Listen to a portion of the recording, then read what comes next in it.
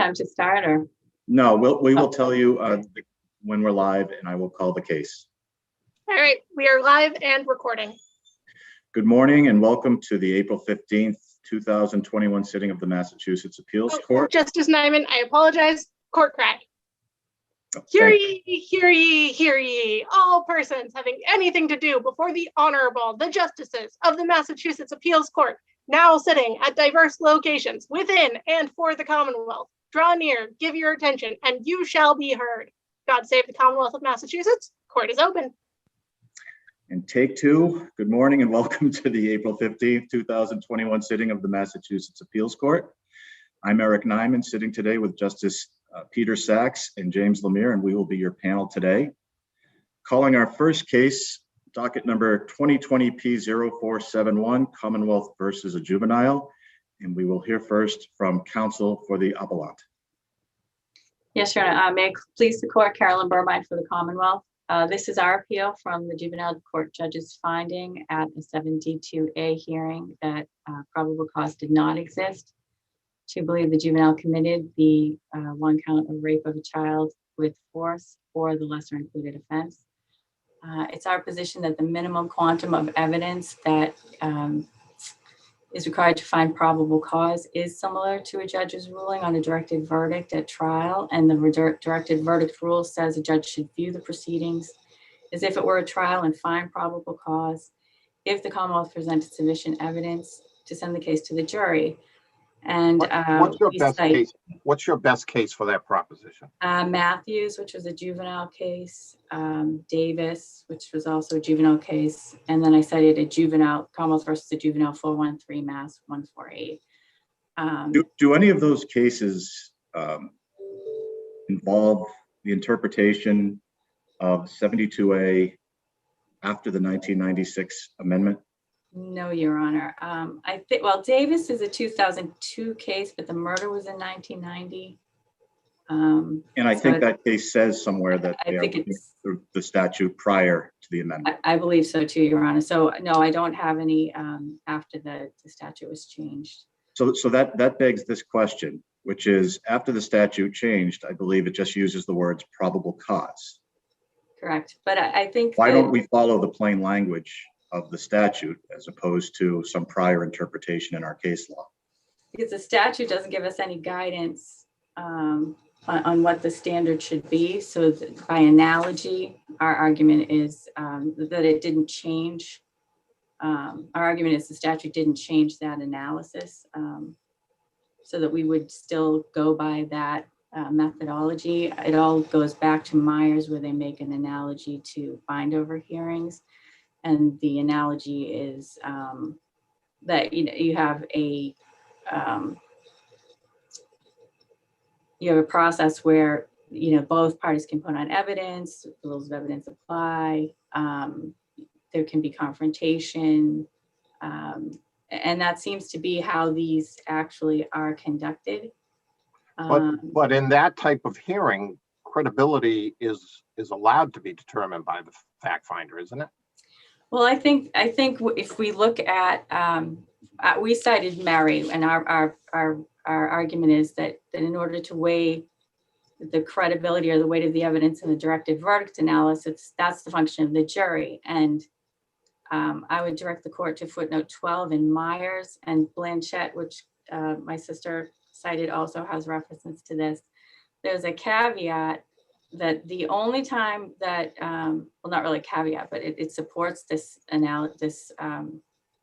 argument, is that the only time that one would deviate from the premise that credibility is for the jury and the judge is not supposed to resolve testimony conflicts is on the rare occasions when the witness's testimony is so weak or contradicted by sufficiently clear facts that the judge has that power. So we're not saying that the judge has absolutely no ability to make any credibility determination whatsoever, but would only be on that rare occasion.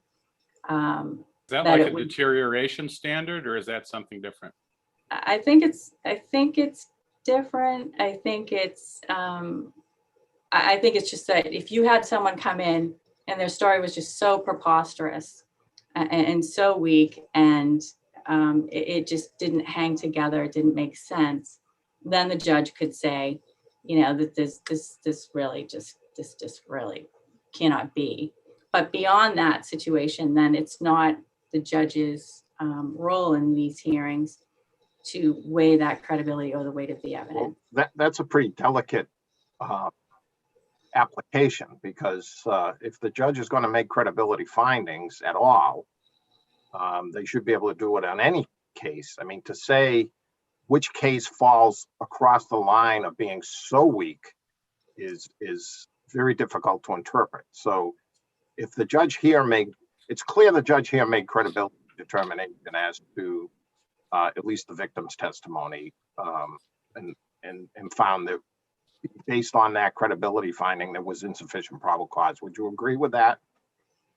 I think she definitely made comments about credibility in her reasoning. She said there were inconsistencies in testimony, lack of probability. So she definitely made credibility determinations. But I think what is important is that when you make the probable cause determination, this is not the end of the hearing. Then you move on to the second prong, which is the you know, whether it's in the interests of the public for this to go forward. And I think perhaps at that stage, then the judge could, you know, then she could, as part of that, incorporate her credibility determination. But I think the probable cause should be limited to this directed verdict, like most favored of the Commonwealth type analysis. And to be clear, sorry to interrupt you, but to be clear, you're asking us to remand the case for the judge to make a finding of probable cause, which you're saying she must make on this record, if I understand correctly, and then to go to that second prong analysis? If she finds probable cause, then she would move on. Yes. Yeah. I mean, yes. I'm asking this court to find probable cause and then remand it for her to do the second prong. So let me go back to the standard. Again, it's a two-pronged standard under 72A. The first is whether or not there's probable cause, and the second is a discretionary determination, correct? Right. So why isn't an appropriate interpretation of the statute that the first prong is simply a standard probable cause determination, because that's the plain language of the statute, and that credibility doesn't come into, really doesn't apply until you look at the second prong, which is by definition, the discretionary determination. So let me, asking the question another way is, why is there a credibility determination with each prong of the statute? That to me seems like an unreasonable interpretation. Well, I think the problem here is what type of probable cause are we talking about? What's the level of the probable cause analysis? It can't be probable cause to arrest. It's just so amorphous. I'm not sure what that means. And so we're asking the court to make an analogy to the quantum of evidence to find probable cause, like in a directed verdict at trial. Does the judge does a juvenile have a right to present evidence before the probable cause determination is made? Yes. Or does that right come in only if the judge says, all right, I'm finding probable cause, now I have to make my discretionary determination. The juvenile can put on evidence during the probable cause portion of the hearing. And it's my understanding that hearsay, I'm sorry. Yeah, well, that's not explicit in the statute. So what case do you think establishes that most clearly? Cases. I think probably Matthews does. Ortiz might. But don't they all go back to the Myers case? Everything goes back to Myers, yes. And Myers has something for everybody, really. You know, it talks about the Lattimore standard, or the equivalent of the Lattimore standard. And then you know that it has something for everybody. So it does. What do we do? Well, I urge the court to find that that it's a probable cause definition that's similar to directed verdict, and then find that the judge should have viewed it in light most favorable to the Commonwealth. And in that analysis, the judge was not supposed to do what she did, what it appears that she did, which was weigh the credibility and the weight of the evidence herself without viewing it, which is supposed to be the function of the jury, not a judge in a directed verdict scenario. And then as a result, I'd ask you to look at the evidence. I did the analysis of the strength of the evidence in light of, in the light most favorable to Commonwealth, and then find probable cause and remand it to her to conduct the second prong. And at that point, I believe she could, just think about her credibility determinations, et cetera, and decide, and the parties would put on their cases on the second prong, public interest and what have you, because this is all to decide whether he's going to be tried at all. I think that's the most appropriate way to handle this. But I know the statute changed, but I don't think that the analogy, the type of analysis changed from what Matthews and which relied on Myers said. And we had Ortiz and Davis and the other cases. You have a cite in your brief on page 29, and maybe I'm just reading this incorrectly, but you cite Mary. You have a quote that says it is not open to the judge at the transfer hearing to weigh the credibility or weight of the evidence in the directed verdict analysis. That is the function of the jury. And then you cite Commonwealth versus Mary. That should have been a C cite, Your Honor. I apologize. I mean, it's a quote. Is You're that a direct? correct. That's my error. I should have done a C cite to Mary. That may actually have been from Blitzman. Well, that's what I was trying to determine. Yeah, that looks like I made a mistake, because Mary is not a transfer hearing case. So I apologize for that. But Mary does say that. I mean, that would be a great quote to I know, it would have been wonderful if it were accurate. I apologize. Can you address the late filing of the notice of appeal and good cause? Yes, Your Honor.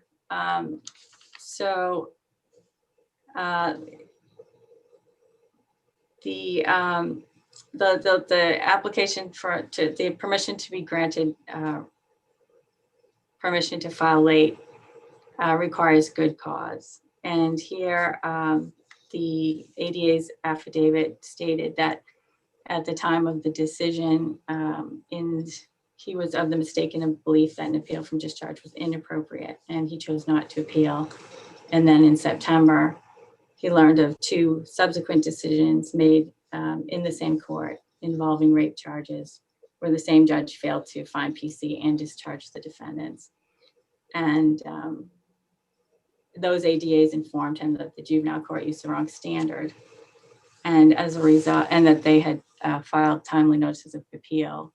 And then that ADA also learned that the rules provide a right to appeal from discharge. So this is, our position is that that's a specific and acceptable explanation of the error. He didn't realize in May that there was an argument that existed about the wrong standard of review. So he would not have, felt any reason to read the rule. What's your best case? Sorry to interrupt you, but what's the best case for the proposition that either lack of knowledge of a rule or misunderstanding of a rule constitutes good cause for late filing? I'm sorry, Your Honor, I don't have it written down. I think it's, I'm sorry, I'll have to send a letter. But it's our argument that the delay was 138 days, and that it's just not ignorance of the rule, though. It's also that he did not realize that she was using the wrong standard in deciding. And I think our discussion here shows that it's not that clear what this statute actually means in terms of what the standard should be. Let me ask the question this way. If we were to determine that there was not good cause here, are you out of luck, or does this court still have discretion to hear this matter? Or to, I should say, we're hearing it now, to decide the matter? I think you would still have discretion, because it's an important issue. It's ongoing. But the issue's live in 2 other cases, correct? That is correct, Your Honor. But I feel like the victim, should have had an opportunity to have her case. It should have an opportunity to have her case properly resolved in the interest of justice. One other question, because you're running out of time. Yes, Your Honor. The juvenile argues that if there was, that if this goes back, the juvenile should have been allowed to present evidence about the complainant's motives, and also get a chance to summons in one of the other witnesses who had been summoned but didn't show up.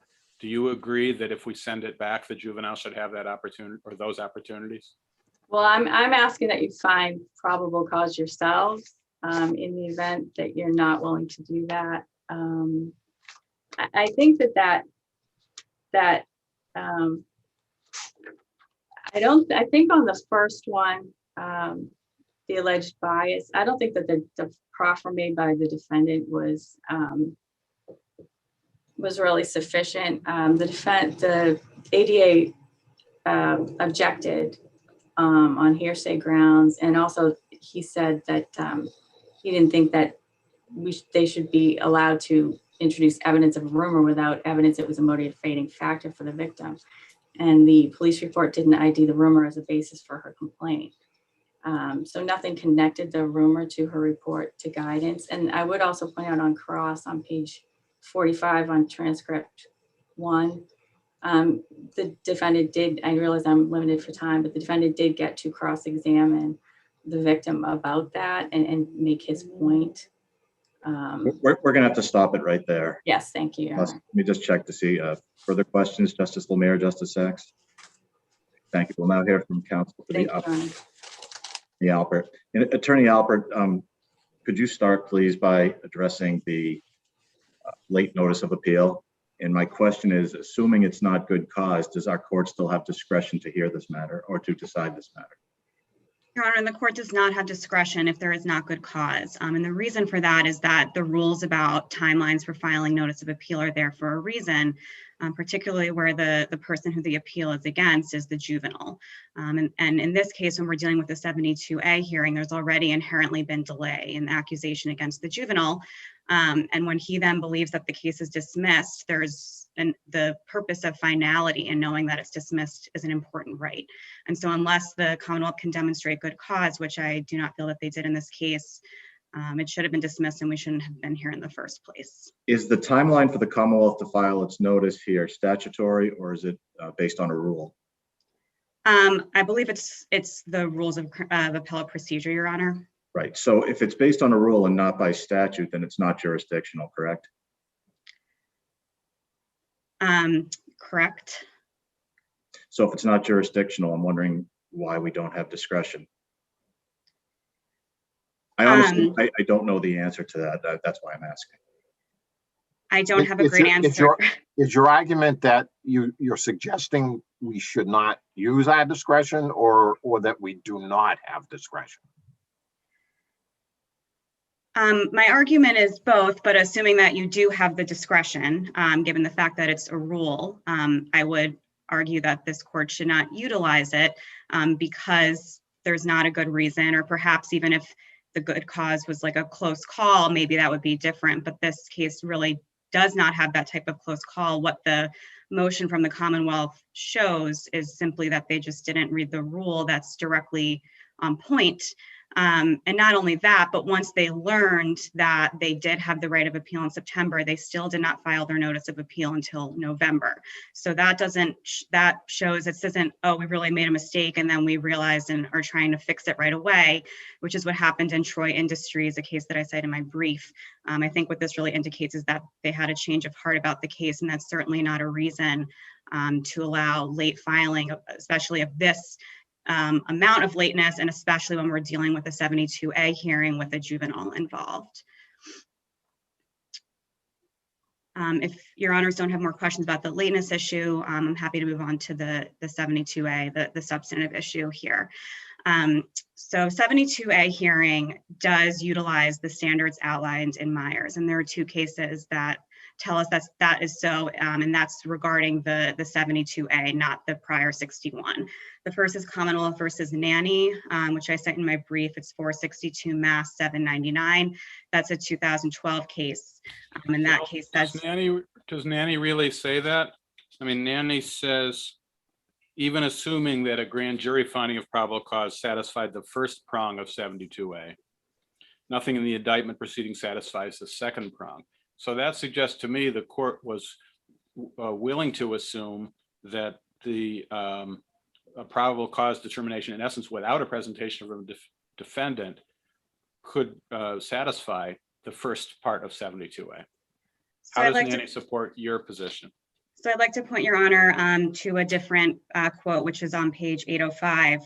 And that says, a probable cause determination differs from that made in grand jury proceedings in many respects, including that a judge makes the determination, not a grand jury, and a defendant may present a defense and cross-examine witnesses, affording significant due process protections not available before a grand jury, and then cites to several cases, including Myers. And so I think what that statement is clearly telling us is that at this hearing, at a 72A, it's adversarial, it's evidentiary. The juvenile has the opportunity to present a defense, call their own witnesses, cross-examine and impeach Commonwealth witnesses. And then similarly, in the very recent case of Commonwealth versus Eula U, which just came out last year, 2020, and that's 485 Mass 219. It says on page 228, we repeatedly have recognized that the transfer hearing in the juvenile court serves the same function as a bind over probable cause hearing in the district court. And so I think it's clear that at a 72A hearing, we should be applying the similar rules that are outlined in Myers. And what Myers is unequivocal about is that the defense gets to present a defense and that the judge has to consider all of the evidence at the hearing. There's nothing in Myers that says whatsoever that we should be applying the Lattimore standard, because that really wouldn't make sense. The Lattimore standard says we need to view everything in the light most favorable to the Commonwealth. In other words, we should ignore any defense evidence. And if that were the case, why would we have this full-blown evidentiary and adversarial hearing? If that were the case, instead this would be some sort of four corners, de Benedetto determination, or some sort of similar to a grand jury proceeding where just the prosecution gets to present. But here it's clear that the defendant gets to participate, sorry, the juvenile gets to participate in the 72A transfer, and that the judge must consider all of that evidence at the end of the hearing. Which case said was the first case to say that this type of hearing contemplates something akin to a directed verdict standard? I believe that was Myers, Your Honor, although I'll have to double check. But I think what Myers does, oh, sorry. No, go ahead. I was going to say what Myers does is it basically raises the point that there's been a question at that point. It was unclear what the standard was at that time, and Myers really hones in to make clear what the standard is. And when they talk about directed verdict, what they're saying is they're talking really about the amount of evidence that we need. So the discussion of directed verdict is when they're saying, yes, it's probable cause, but this is more than probable cause to arrest, but yes, less than beyond a reasonable doubt. And so we're going to land on something akin to the directed verdict at the required finding stage. So that's talking about the quantum, right? But it's not talking about, it's not, I mean, there's no citation to Lattimore. Well, I don't know that Lattimore was the case at that point. But Myers is a 1973 case. And back in 1973, the words directed verdict in a criminal case as I understand it, mean what required finding means today. Do you agree with that? Yes. Okay, so I'm having some difficulty understanding your response. So I think what I'm trying to say is I think there's agreement on what the standard is about the amount of evidence that needs to exist. It needs to be sufficient to send to a jury, and that's whether you want to call it directed verdict or similar to required finding or the Myers probable cause. I think there's general agreement on that. The question is, what can you consider in coming to that conclusion? And what the Commonwealth is asserting is that all they have to do is make a prima facie case and you can ignore all the defendant's evidence. And what Myers is unequivocal about is that the hearing judge has to consider all of the evidence at the hearing. And interestingly, the facts in Myers, which was also a sexual assault case, is during the cross-examination of the complaining witness, the judge stopped the cross-examination, said, I don't need to hear anymore. I've already made my decision on probable cause. The defense counsel said, well, I want to finish my cross. I have other evidence. Judge said, nope, I already decided. And then when the SJC reviewed this, they said, no, the judge has to listen to all of the defense evidence and remanded it so that the defendant could have an adequate opportunity to present his defense. Could that be for the purpose of making the discretionary determination? Well, so Myers, Sorry, sorry. go ahead. Myers was for a bind over hearing. And so I don't think that there is a discretionary second prong. Okay. So then how much, probable cause. so then how much assistance is Myers in this context?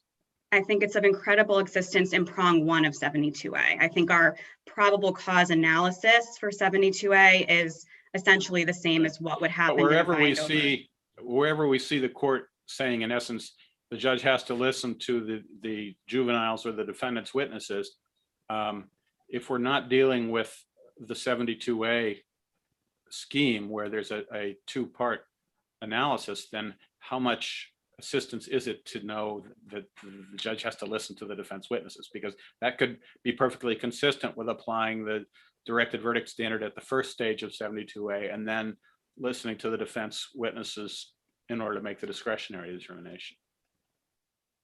I'm not sure that I'm following, but I think how I want to answer is that you need to listen to defense witnesses for both prongs. Again, because the probable cause determination is the Myers probable cause determination, and the juvenile can put forth a defense to expose weaknesses in the Commonwealth's evidence, and the judge must then assess the quality of the evidence before deciding whether it meets this heightened probable cause. And then additionally, there is discretion in determining whether it's in the interest of justice to send the case forward, even if there is, in fact, probable cause. Well, isn't one of your strong points in Myers that the language says the magistrate has to determine whether there's sufficient credible evidence? Yes, exactly, Your Honor. So that should be interpreted that credibility is an issue in that hearing. It's absolutely an issue, and Myers, I think, uses the word credible evidence many times. It's throughout the entire case is talking about credible evidence, and that there are several other quotes where it says the magistrate is not even bound to believe uncontroverted evidence by the complaining witness. It's up to that hearing judge to make these credibility determinations, and there's a reason why that's the case, that the Massachusetts courts have been consistent in all different kinds of cases that credibility determinations need to be left to the fact finder at that hearing to decide unless there is clear error. And that's because in making credibility determinations, there's a lot that goes into it other than just the words that come out of a witness's mouth, and that it's very challenging for this court to look at a cold record and assess credibility. And so in this case, the hearing judge is the one who was there, the one who was able to view all of the witnesses and consider all of the different pieces that go into a credibility determination. And this court has to give deference to that unless based on the record there's clear error there, which there was not in this case. It seems to me in the courts there has been the use of the words probable cause to identify many hearings. I mean, I think some of the clerks' issuance of complaints, they sometimes call them probable cause or show cause hearings. There were bind over hearings, but they were often just referred to as probable cause hearings. I mean, it seemed to be a concept that was well understood in the courts, that a probable cause hearing was held to determine whether a case should proceed onward, either to the grand jury or as a complaint. And it's, from my experience, those type of hearings always allowed for credibility. Yes, Your Honor. And so I don't see how using the word in a statute changes its understanding that's been used in the courts for decades. I agree with you, Your Honor, that at this type of probable cause determination, credibility is absolutely, credibility and assessment of the quality of the evidence is absolutely something that the hearing judge is required to do in their determination of probable cause. And Myers does make clear that the probable cause standard at this type of hearing is different from probable cause to arrest, which is the type of probable cause determination at a four corners de Benedetto motion, which of course does not take into account defense evidence. With respect to Justice Lemire's question pertaining to show cause hearings, probable cause to arrest, magistrate hearings, bind over hearings, did any of those processes involve a two-pronged determination as we have under Chapter 7, under Section 72A? Not that I am aware of, Your Honor. And I think that second prong is appropriate given the fact that we're dealing with a juvenile case. It's in line with the whole scheme of dealing with juvenile court to provide that extra protection to someone who allegedly committed a crime when they're a juvenile, so that even if you were an adult and there was a probable cause hearing and the judge said, yes, there's probable cause, that's the end. It definitely is going on to superior court and you're exposed to everything that happens there. But the way this statute was crafted means, yes, if there's probable cause, but we're adding this extra layer of protection to give juvenile court judges additional discretion to not send the case forward if there are other reasons that make that appropriate to do so. And I see I'm running out of time, and so quickly I just want to address that if this court does remand the case, I do feel that it needs to be an entire new hearing because credibility absolutely is considered at this hearing. The juvenile needs to have the opportunity to put forth the evidence that is going to be important in making that determination. And motive to lie for the complaining witness is certainly something that's really important in assessing credibility. Talking about the fact that there was a rumor would not be hearsay because there was no intention to bring out the substance of the rumor.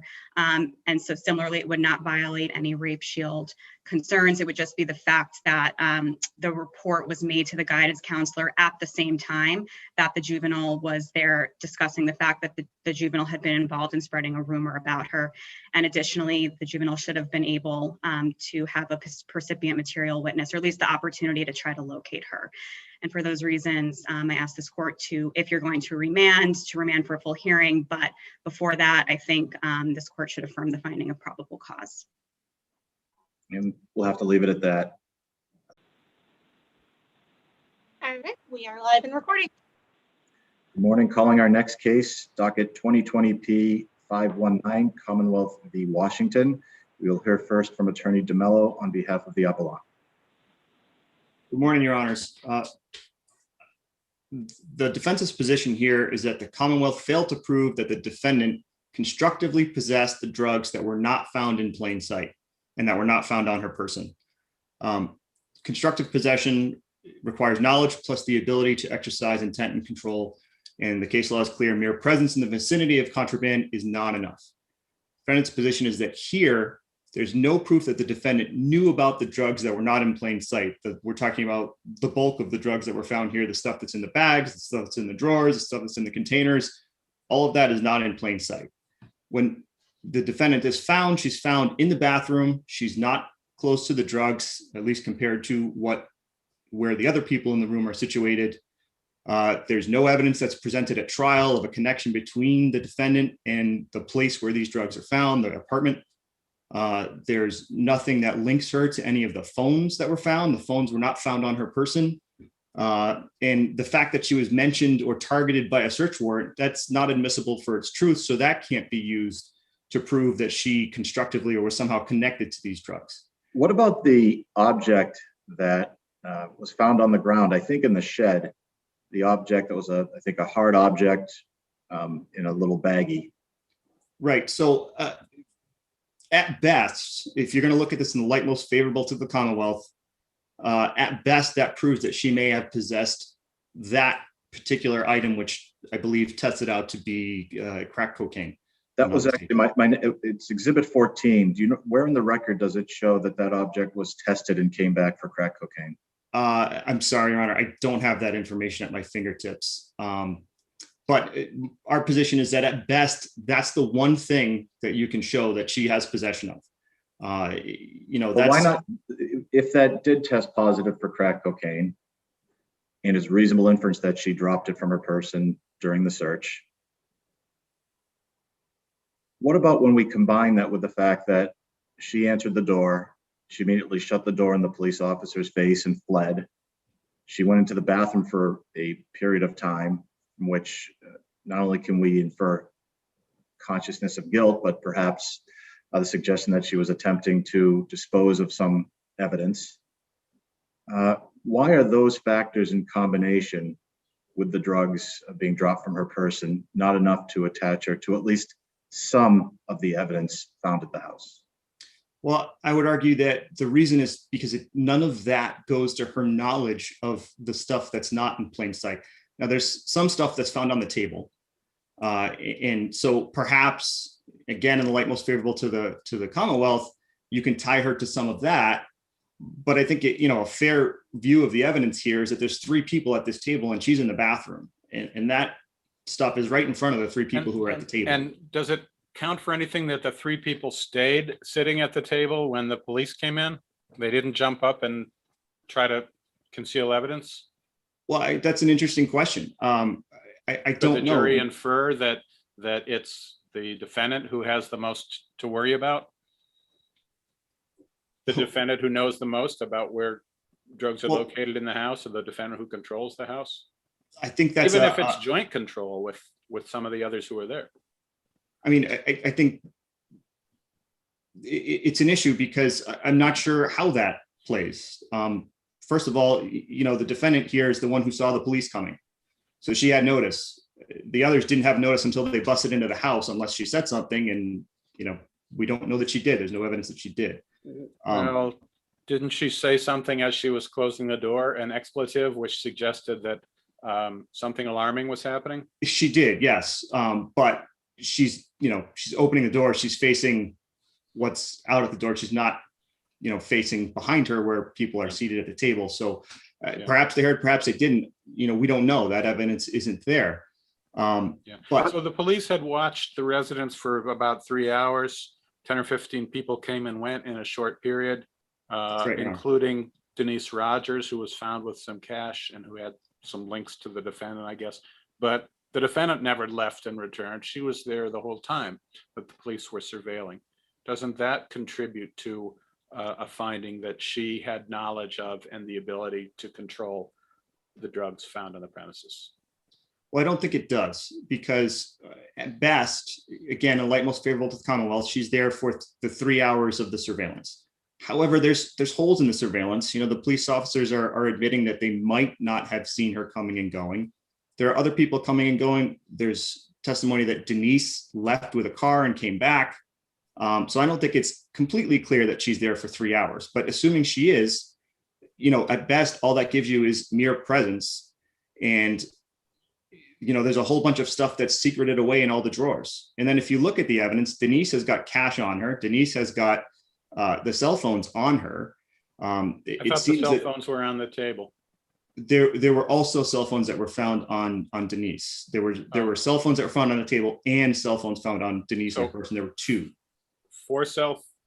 Were there 4 on the table and then more on Denise, or was it a total of 4? I think it was a total of 5. I think there were 3 on the table and 2 found on Denise, but I might be mistaken on that. I know that there were 2 found on Denise, on her person, before she was taken into the shed and searched. So my point is that, if you're going to go with what the Commonwealth argued, that, the defendant here is running a shop. I mean, it seems like the inference is Denise is running the shop, Well, not. it doesn't have to be Yeah. exclusive. It doesn't have to be exclusive to the defendant. I mean, it could have been a joint constructive possession here. So, I mean, Denise could have been equally as involved as the defendant in the light most favorable to the Commonwealth. So Well- how do we balance? I mean, is it fair for us to balance Denise's involvement when it could be a joint endeavor? Well, it could be a joint endeavor. The problem, I think, here is that I don't see sufficient evidence that a jury can draw that conclusion beyond a reasonable doubt. I mean, certainly she's there, you have her presence, but what do you have beyond that? She's got no cash on her, she's got no cell phones on her. And I would argue that, you know, she's running into the bathroom to try and, the inference is to try and get rid of evidence. Well, if she knew about all of the drugs that are secreted in the house, why would she bother? I mean, there's a ton of the great bulk of the drugs that were found here are found hidden away in all these other compartments. You know, and that But there were corner cut baggies recovered from the bathroom where she had just been. Correct. So the inference, I suggest, the defendant suggests, the inference is that she was there to do drugs, to buy drugs. And then when the cops came, she panicked and she went to throw away the drugs that she had on her person. I think that's the fair inference here, rather than she's there in some sort of joint conspiracy to sell this stuff. Wasn't there testimony by, I think, a state police officer that people that buy drugs do not remain on the premises for very long? I believe there was testimony to that effect.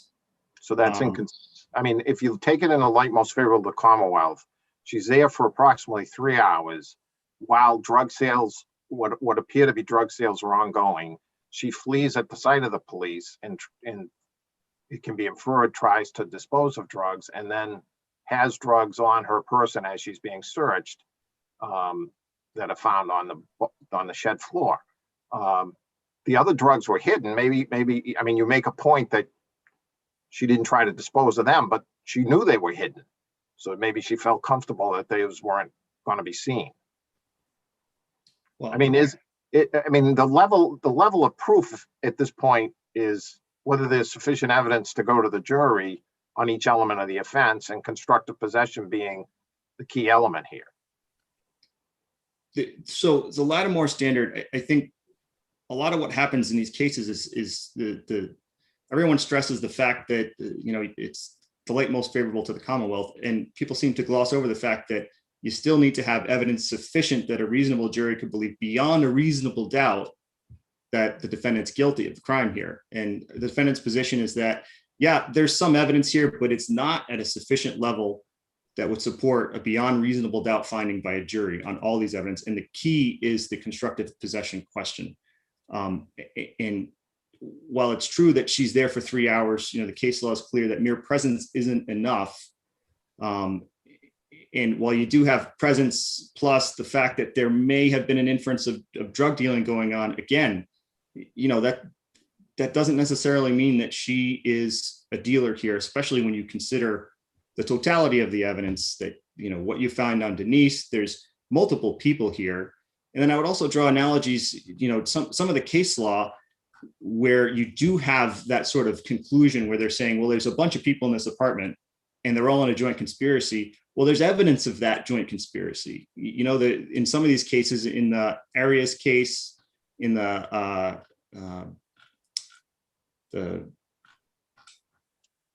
Movilis case, I believe, you know, there's evidence that they're barricading the door. And then people are huddled in one of the bedrooms and they're sort of trying to hide from police, and they're all doing that together. Here, you've got the defendant going by herself to the bathroom.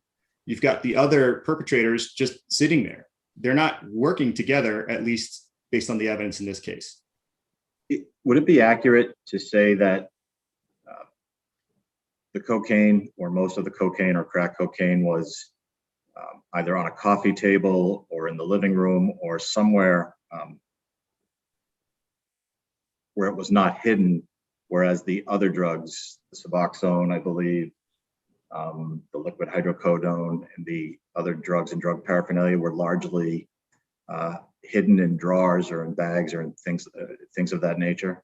I think that's fair to say. Most of what's hidden in the bags are the pills, the various forms of pills.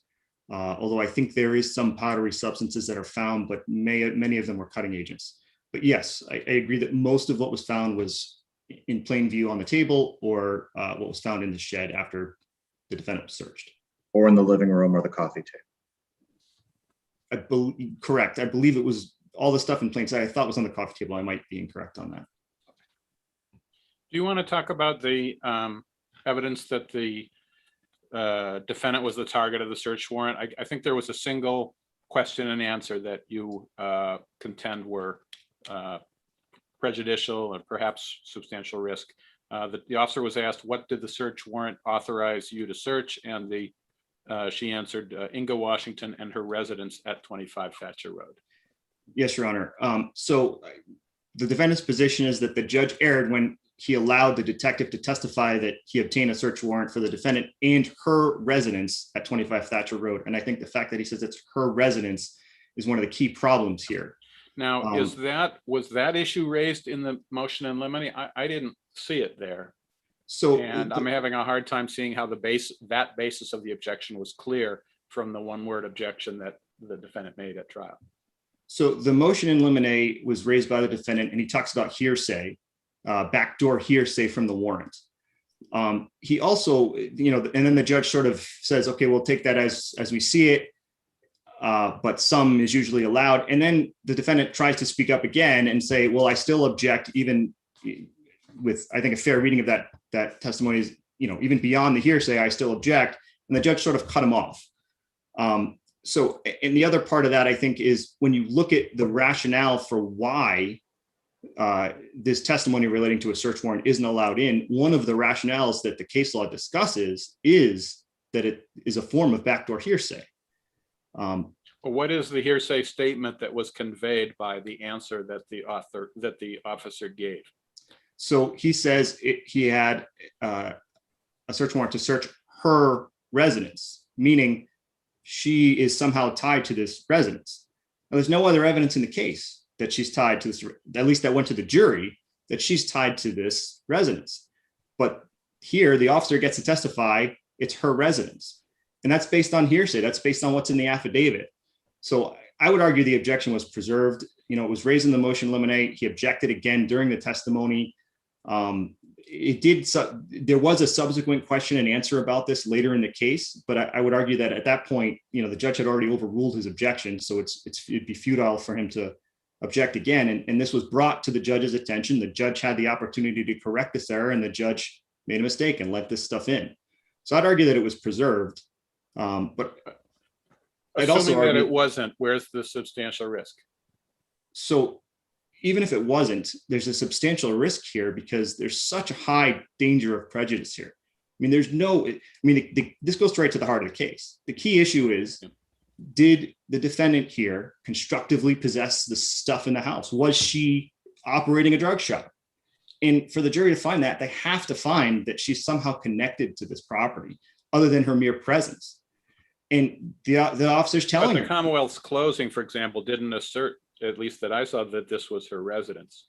It certainly didn't make anything of that single answer regarding the warrant that you're talking about. It was more that, this was a drug store, is what the Commonwealth's theme was. Right. So how much question is created about the jury verdict? I think a great deal, because the Commonwealth is saying she's operating a drug store. And here you've got the officer testifying this is her residence at 25 Thatcher Road. So the jury can draw a link between the defendant and the property. Whereas without that in the case, then it's more of an open question. Like I said, constructive possession is the heart of this case, and control of the property is one of the key elements to discuss in constructive possession. And the Commonwealth, while the Commonwealth didn't specifically address the officer's statement with respect to it being her residence, the Commonwealth was arguing that she was connected to this residence. We're going to have to leave it there unless there are further questions from Justice Sachs or Justice Lemire. Seeing none, thank you, Attorney DeMello. We will now hear from Attorney Palumbo on behalf of the appellee. You need to go off mute. Good morning, Your Honors. Karen Palumbo for the Commonwealth. As far as the motion for required finding of not guilty is concerned, this court's well aware that it's evidence in the light most favorable to the Commonwealth, and it's whether any rational trier of fact could have found the elements of the crime beyond a reasonable doubt. And I would suggest that here there was ample evidence and reasonable inferences from the evidence to find that the defendant was in constructive possession of the drugs. The court has already gone over all of the facts, but the defendant was present at this location for approximately 3 hours, during which time between 10 and 18 individuals came to the residence and stopped quickly there and left. Trooper McCabe testified that that is indicative of drug sales. The pictures of the location show the court and show the jury the type of place it is. The Commonwealth never argued that this was anyone's residence, let alone the defendant's residence. It was simply a place from which the defendant sold drugs. What is to say, let me interrupt you there. What is to say that she is selling the drugs as opposed to the other 3 people or any of the 3 people who are sitting at the table when the police entered? Well, obviously presence is not enough on its own, but I would suggest that all of the factors together. The defendant answered the door. One can infer it's this very small place and the screen door was broken. So as the officers were trying to execute the search warrant and enter, they were fumbling with the door. The defendant answered the door. When she saw the officers, she said, "Oh shit," and slammed the door. She evinced consciousness of guilt and an attempt to evade the police. She ran into the bathroom, and as the court's aware, when she was removed from the bathroom, corner-cut plastic bags were found there, which suggests that she was, in fact, trying to destroy evidence. Next to the door in the apartment, there's a table, and in that table, there's 2 drawers. In the table, there's drugs, scales, and next to the table, there's a black bag, which contains many other bags, mittens, and things, and a lot of drugs are secreted in there. On top of the table, there are 4 cell phones, gold bars, and $430 in cash, I believe. The defendant was in close proximity to the increments of the drug trade, which were visible and which were concealed. The individuals who were sitting in the living room, there was cocaine or crack cocaine, not packaged for sale, but out and visible on the coffee table, was in front of those individuals. But the majority of the drugs that were found were located right next to the front door of the home, and the defendant was in close proximity to those. There are also, with respect to the drugs that, well, an inference can be drawn that the defendant dropped the baggie of drugs. That was Exhibit 14. Where in the record does it show that that was tested? I apologize. I looked that up yesterday and I wrote it down. So it was tested, and if you come in, the chemist's testimony is in the transcript at transcript 3 from 113 to 138. I apologize. I don't have the exact site. I'm not sure where I wrote that down. But it was tested, and it was found to contain a residue of cocaine. And the jury is entitled to marshal all the facts and the reasonable inferences from the facts. This case is not like a case where it is someone's home and there's bills or prescriptions or something tying them to the residence. There's absolutely nothing tying the defendant to the residence. Well, the Commonwealth, except perhaps the testimony that the warrant authorized the officer to search Inga Washington and her residence at 25 Thatcher Road. So maybe you could address whether the objection to that was preserved, and whether or not it was preserved, how it should affect our review of the conviction. Okay. I don't believe it was preserved, Your Honor. Defendant filed a motion in limine prior to trial to exclude that testimony, and he stated that it was backdoor hearsay. The judge denied the motion, and I don't have the transcript in front of me. I know defense counsel said he elaborated that there was something more to that objection, but I'm not aware of that. At trial, the defendant simply objected when the detective fully testified to that. He did not state precise grounds of objection, and the Commonwealth presumes that the objection was renewed as to the fact that it was backdoor hearsay. Well, assuming it was, isn't it backdoor hearsay that someone contributed some information to the search warrant application suggesting that that was her residence? Well, officers are allowed to explain their conduct. Sure. But you can perfectly well set the stage by saying we received information that authorized us to execute a search warrant at this address without bringing the defendant's name into it or an assertion that it's her residence. You're correct, Your Honor, and that may have been the better course to take, but in this case that didn't happen. But on appeal, the defendant claims that the evidence was more prejudicial than probative. He didn't raise that ground below, and therefore it's not before this court. It was not properly preserved. So if this court reviews this issue, it's whether a substantial risk of a miscarriage of justice occurred. Right, but doesn't that, wouldn't even that review look at how prejudicial the evidence was?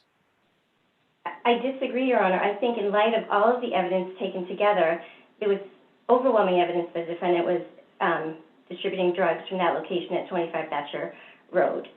So I believe that if the court finds that that was improperly admitted, it did not create a substantial risk of a miscarriage of justice in this particular case. You would agree that it's an additional bit of evidence that goes towards constructive possession if there's evidence that this was her residence?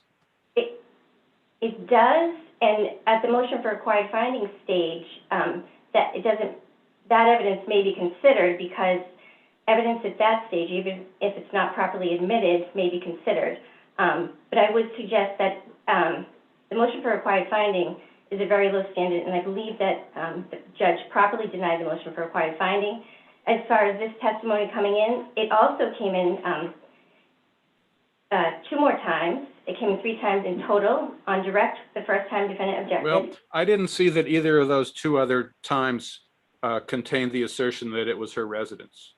Am I mistaken? No, they didn't say it was the residence. The testimony was that she was the target of the search warrant. Okay, And so that may well have been prejudicial but not objected to, but the testimony that it was her residence was objected to. Well, I would suggest that that was not the Commonwealth theory of the case at all. There was no testimony that was her residence. In fact, Detective Foley on cross-examination testified that they didn't even search for personal papers at the location. So I would suggest that that was a brief statement, and I would suggest that it did not affect the jury, and it did not create a substantial risk of a miscarriage of justice in this case. One of the factors, going back, that you cited to that weighs in favor of the notion that the defendant is a dealer as opposed to a user is her presence at the residence 3 hours, correct? Yes. So the follow-up question is, was there evidence as to how long the 3 people sitting at the table had been at the residence? For 2 of the 3, no, and there was testimony that Denise Rogers left the residence and returned to the residence, and I'm not quite sure at what point she left and at what point she returned. But so as far as we can tell from the testimony, all 3 of those people remained at the residence the entire time of the surveillance.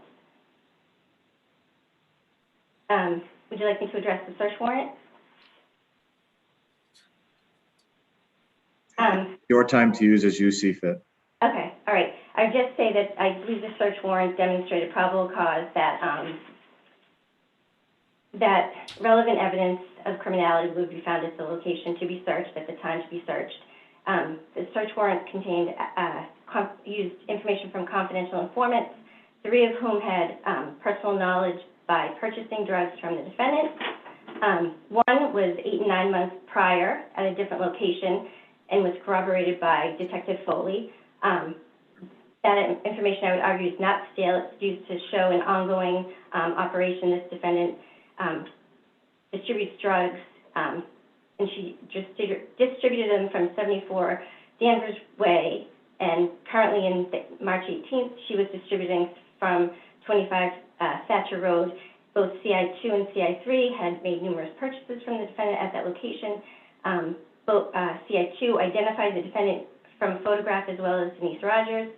Attorney Palumbo, let me interrupt. The defendant raises the veracity issue primarily, I believe, in his brief. And I think he suggests that there were no convictions for previous information the informants had provided. And you seem to, my reading was that you said the control by corrects that deficiency if there is a deficiency. But was there a deficiency? I think the case is PENA. Does PENA require there be convictions, or only that there be some evidence beyond they provided information in the past, such as there was a seizure of drugs or a seizure of paraphernalia or arrest based on the evidence, not that there necessarily has to be a conviction? Yeah, my reading of that is that they need to provide details of the underlying information that the individuals provided to show their veracity, that they did lead to an arrest or a seizure of a certain amount of drugs, not necessarily a conviction. But as far as veracity, I would suggest that not only does officer's control bias corroborate the information he received, CI2 and CI3 corroborate each other. They both testified to purchasing drugs at 25 Thatcher Road.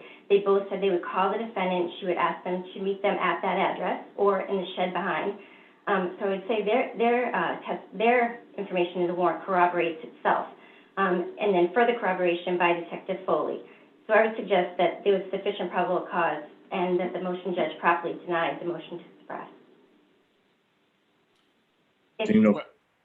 There is one further question from Justice Okay. Sack. If CS3 hadn't actually made a controlled buy in the manner that you described, where she arranges the buy, the defendant tells her to come to 25 Thatcher Road and completes the buy in that way. Absent that, what's the corroboration for either CS2 or CS3's versions or stories? Well, the corroboration for CS1 is Officer Foley's two control buys that he conducted back then. Yeah, but CS2 and CS3, which are the more recent ones? Yes, at 3, I think that the control buy was necessary in order to corroborate both CI2 and CI3's information and to establish veracity. If there are no further questions, the Commonwealth will rest on its brief and ask that the court affirm the defendant's conviction. Excellent. Seeing no further questions. All right, we are now live and recording. Calling the next case on our list, docket 2020 P8, Commonwealth versus Pena. We will hear first from counsel for the appellant, Attorney Gaffney. Good morning, Your Honors. My name is Edward Gaffney, and I represent the defendant, Manuel Pena. Mr. Pena is appealing today his convictions of home invasion and assault and battery with a dangerous weapon causing serious bodily injury. At the outset, I'd like to focus on what I believe to be the most serious issue in this case, which is also an issue that I don't believe the Commonwealth addressed significantly in its brief, and that is the closing argument. The prosecutor, in her closing argument, used facts, not in evidence, to bolster and vouch for the credibility of the victim in this case, and to create corroboration for the victim's identification of the defendant as the attacker in this case. The underlying fact at issue had to do with what the victim could see from his bed through his bedroom window on the night of the attack. As the court remembers, or as the trial evidence showed, the defendant on the night of the victim on the night of the attack went to bed. He was disturbed by noise coming from the apartment next door, which was occupied by the defendant's grandmother. He went to complain to the grandmother about the noise. He saw the defendant give him a mean look while he was complaining. He went back to bed, and about a half hour later, from his bed in his bedroom, through the bedroom window, he saw a car pull into a parking lot. He saw the defendant go out to the car, get in the car, and drive away. On cross-examination, the defendant's attorney, clearly displaying concern at best regarding what the victim could see from his bed, challenged him on this. And at first, the victim stuck to his story and said, "No, I saw everything from my bed. I was lying in my bed. I could see through the window into the parking lot." But when he was confronted with photographs and a diagram of the bedroom and the house, he acknowledged, no, you're right, I made a mistake. I actually had to stand up to see it. But as cross-examination continued, the victim sort of recanted his concession, if you will, went back to his original position. I could see everything from the bed, until once again, the defendant's attorney reconfronted him with the fact that he really couldn't see this stuff. And again, the victim conceded, you're right, I didn't see it from my bed, I had to stand up. And this went on and on until the very end of the cross-examination, when finally it appeared that the victim essentially said, you're right, I had to stand up to see this stuff. But on redirect, the prosecutor didn't leave it alone, reopened the door, and that's when the victim said, I could see all the way into the middle of the parking lot. I saw everything from my bed. I could see 2,000 feet into the parking lot from my bed. Now, in her closing argument, it was clear that the prosecutor was concerned about the credibility of the victim. He had his credibility impeached on cross-examination, not only on this point, but on others. But she felt the need to address this issue, what he could see from his bed. And this is where I really think things got off the rails. She said, there isn't a person that hasn't been laying in their bed looking out of the window of their bedroom, whether it's on the first floor or the second floor, that doesn't recognize that the visibility you have when you're laying in your bed and you're flat on your bed and looking out a window is a lot further than when you stand up. There was no evidence of this. This was complete. This was like the prosecutor testifying as an expert witness. You don't think that's a permissible appeal to the common experience of the jury? And then it doesn't ring true with the jury, if a jury says, well, gee, I've never had that experience, then they disregard it. Well, there was a general instruction, in fact, closing arguments are not evidence. But the prosecutor went a little bit farther than just a general appeal. I mean, she was basically saying, this is common. We know this. I know this, and I'm the prosecutor. I'm the Commonwealth. There's a little bit more than simply. She said there's not a person among us. She didn't say I know, and you should take it from me. Well, she didn't say the words "you should take it from me," but I think that "you should take it from me" comes out pretty clearly. So you think this is an assertion that she has some secret knowledge that's not available to the jury that the jury should accept?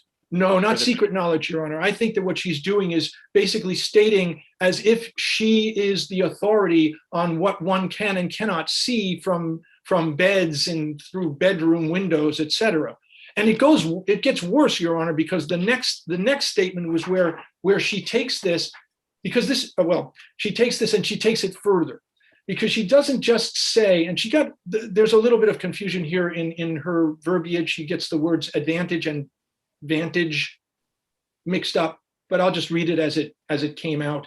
There isn't, let's see, everybody's been lying down in their bed at some time and had the opportunity to look out of a window, and your view and your advantage point is different than it would be if you're standing. And that's what the victim had. He had that advantage because he was able to see the defendant because of that advantage that he had when he saw him coming back after he had left for a bit.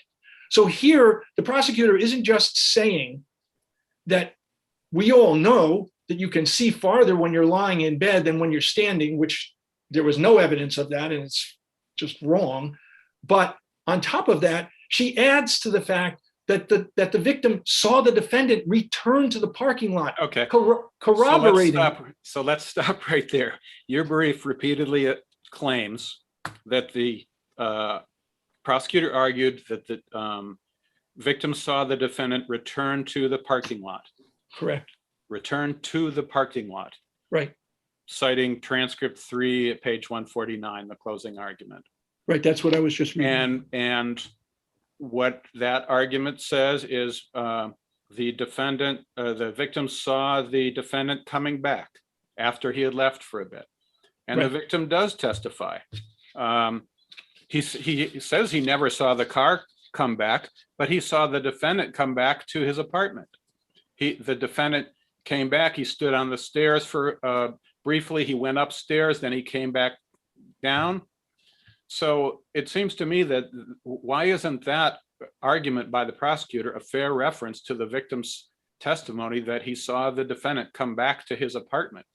I don't see where there was any claim that the victim saw the defendant come back to the parking lot. Well, I think the point, Your Honor, is in the context with, now, obviously, I mean, the victim identified the defendant as the attacker. Clearly, you know, he believed that he was attacked by the defendant. So in that sense, he surely saw him come back, if you will. But this statement, isn't his identification of the defendant as the attacker based on what he saw inside his apartment as well?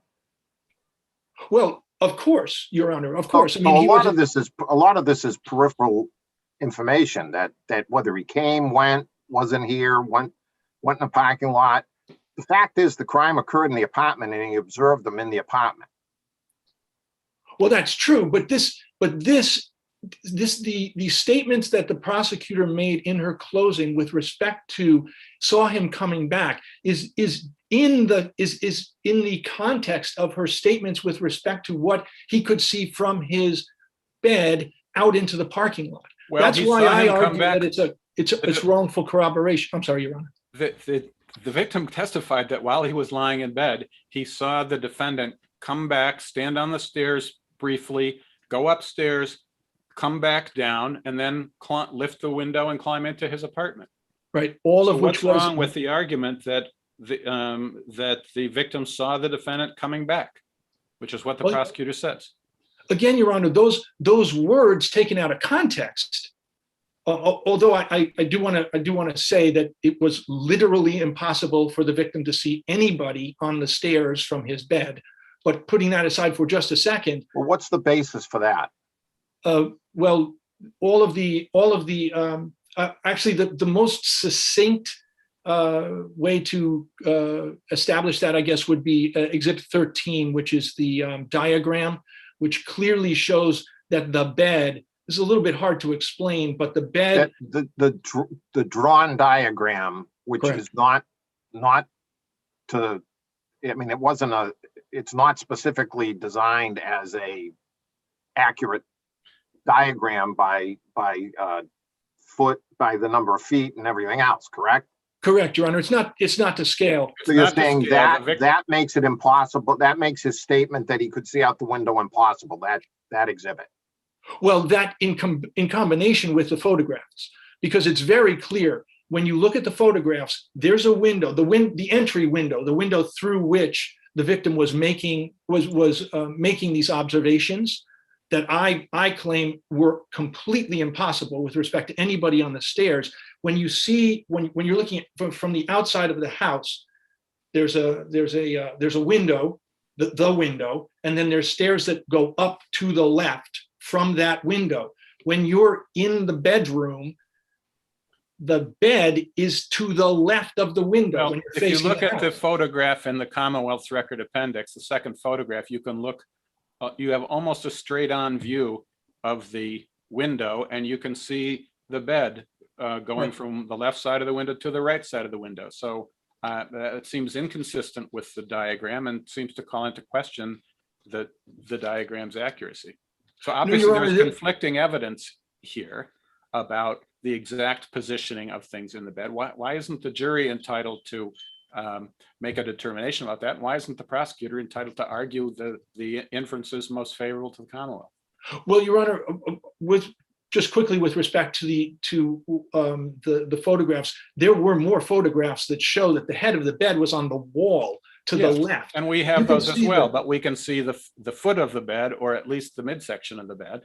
Right, but when your head is at the wall and you're looking through that window, you just can't see the stairs. You can't see anybody on the stairs. You can't see anything on the stairs. So I don't think that there's any inference that Well, back to the court's, I think, more important question, which is, can't the Commonwealth argue inferences? Yes, of course.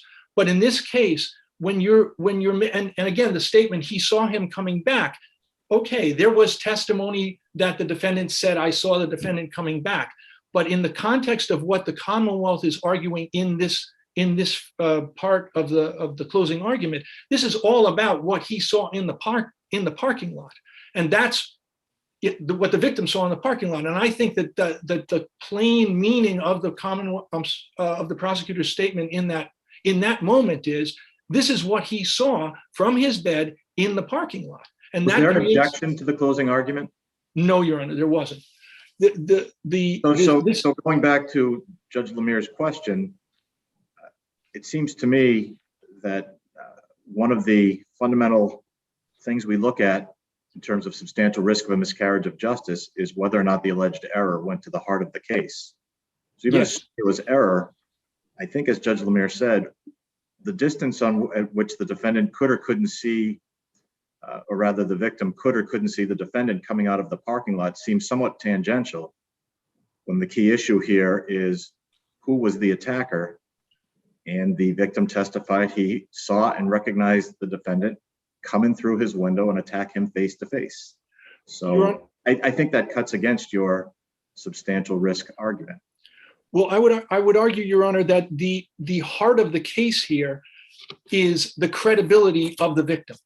This victim it was night. This victim was dozing. This victim didn't have his glasses on and was under morphine. And the was taking morphine for pain. The jury heard all that information. Correct.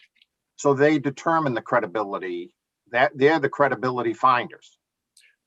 Correct, Your Honor. And my point here is that this victim's credibility had already been impeached. It was weak. Like the cases that I cite, there are cases where when the credibility of the witness is already damaged, and the entire case, I mean, this was basically a one witness case. The entire case comes down to this victim's credibility. Clearly, he believed that the defendant was his attacker, but it was obvious that the prosecution felt that his credibility was sufficiently impeached so that she should have to make these statements in her closing to bolster him. She thought we could lose this. I've got to do whatever I can to shore up his weakened credibility. And when we're in those straits, that's when we're in a substantial risk of a miscarriage of justice, because this went right to the heart of the case, the credibility of the victim. Understood. Okay. See if there are any further questions from the panel. Seeing none, thank you, Attorney Gaffney. Thank you, Your Honor. We'll hear from Attorney Steinfeld. Thank you very much. May it please the court, Kenneth Steinfeld from the Commonwealth. There were three points I was going to make about my brother's argument, several of which have already been alluded to by members of the panel. The first is, I don't think it's a fair reading of the victim's testimony that he ever conceded that he was not able to see what he said he saw, he could see from his bed. He was not consistent on that subject, but I don't think he ever said, no, when I said I could see it from my bed, that was false. I had to get up. So there was testimony from the victim, both that he saw it from his bed and that he could see it from his bed, and that he got up, especially as to the car in the lot, also that he got up and he looked out the window and he saw the lot.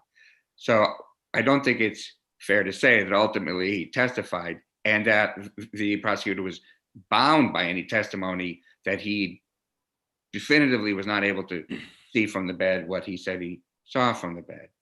Secondly, as Justice Neyman has pointed out, there was no objection from defense counsel. And I know that it's a very, very oft-quoted statement, if not a truism, that the absence of an objection to closing is some evidence that there was no prejudice. And I would state that principle has a special applicability here in light of the trial judge's findings as to Attorney Ray Busso's experience and skill, which I think are fully supported by the record. As the record showed, Attorney Busso is a very vigorous and skilled advocate, and I don't know whether this court can take notice of his reputation. I don't think so. But I think that the record supports the argument that if there had been anything untoward in the prosecutor's closing argument, he'd have objected to it. He tried a very skillful strategic case. And so I think that principle, which is oft cited, has a special applicability here. Thirdly, on the general subject of what constitutes objective falsity, which I think is the basis of the closing argument claim, and the second claim in his brief, is a very, very narrow exception. It's a very, very narrow rule, basically like in the Ware case, W-A-R-E, when there's a fact that's absolutely ascertainable one way or the other. Did the defendant say something at an interview? And the answer is yes or no. And a witness says yes when it was no, then a prosecutor has a duty to make sure that that's correct. But that's certainly not what happened here at all. And as Justice Sachs has pointed out, the second exhibit, the final page of my supplemental record appendix, has a photograph that demonstrates quite clearly that the bed is much closer to that window and the apartment is much more cramped than that diagram on page 31 of the appendix shows it to be. So I think that, as has been said, it was solely up to the jury to determine where the truth lies. Obviously, a prosecutor has no obligation to go and lie in the victim's bed and see what he could see, or to make deductions, or to assume that the victim might not be telling the truth based on a diagram that has been pointed out. Not only is it not drawn to scale, there's nothing in the record about the provenance of that document, where it came from. It was admitted during the testimony of the victim, who at first had a very hard time being oriented to it, and then said, yeah, generally that's a diagram of my apartment. But there was nothing further than that shows that it was drawn to scale. And when the victim said he could see the middle of the parking lot from his bed, or that he could see 2,000 feet, this of course would be understood by the jury as perhaps hyperbole, perhaps just, what he thinks of as the center of the parking lot, no one really knows. It's just part of the parking lot. I don't think there's anything amiss either in that testimony or in the prosecutor's use of that testimony in her closing. Can we go to the motion for a new trial? Absolutely. And the ineffective assistance claim. So on the first issue, which was the failure to impeach the victim with the letters from the police officers, the motion judge said that that carried some risk for the defendant, because the jury could view the letters as showing that the police believed the victim was reliable and trustworthy, and believed that he needed to move because his cooperation with the police put him at risk of repeated harm. And my question is, how would the reason for the defendant moving have been relevant? How would that even have come in if the defendant had attempted to impeach the victim with those letters? So how much of a downside risk was there for the defendant? I think there's a major risk. I think under the cases that I've cited that say if fear might be the answer, why did you move? That on redirect, the prosecutor would have been able to ask about those letters and inquire of the victim, why did you want to move from your But why would the defendant, in bringing those letters in to impeach the victim, have said, why did you want to move? No, but the letters themselves don't say anything about why the victim was moving. So it seems to me the defendant could have showed the victim these letters saying, I see you have a very friendly relationship with these police officers. Tell me about that, and tell me about how you might like to preserve that relationship, which obviously benefited you in getting new housing. How does the reason for moving come into it? Well, it comes in on the redirect by the Commonwealth. Of course, it's not going to be elicited by the defendant. He's not going to ask, why did you want to move? But it would have been open to the prosecutor to, when she followed up in a redirect, to then ask, okay, the defendant says that you have this advantage, that you've got a relationship with the police, that you have done something for them in the past. Was that the reason why they wrote these letters. And he would may very well have said, no, then why did you write them? And he wouldn't the defendant have objected at that point that yes, but I think the reason that he was moving was irrelevant? Well, maybe he wanted to move somewhere with a better view, but the police were still willing to help him. I think that the judge in that case would have had the discretion to allow it under the cases I've cited. So he certainly might have objected, but I think that an objection, that such an objection, had it been overruled, would not have been an abuse of discretion. How would it have been relevant? How would the reason for moving have been relevant to any issue in the case? Because it tends to refute the defendant's argument that that the police helped him out because he had been so helpful with them in the past. It would have shown that's not why I had them write the letters. Why I had them write the letters was that I was afraid. And the fact that at the time of trial, there was an indictment pending against the defendant for later intimidation would have made Mr. Busso's concern that this is going to come out. We may go down the path. It's possible that it would not have come out, but it's possible that it would have come in that that he wanted to leave because he was fearful of the defendant and his family.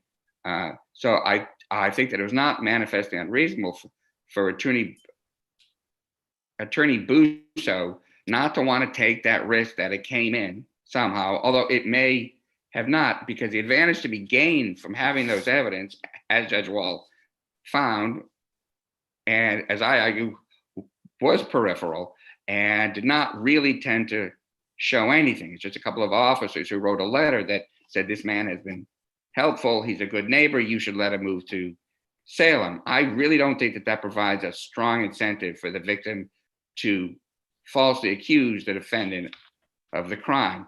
So I think that Attorney Busso, when he's weighing the helpful probative value of cross-examination on the letters versus the possibility that the victim will be allowed to testify that he feared the defendant, there was not a manifestly unreasonable decision on his part. So if we look at the second aspect of the ineffective assistance Yes. claim and the failure to call the grandmother as a witness, your brief suggests that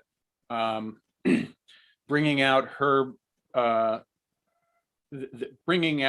using her testimony to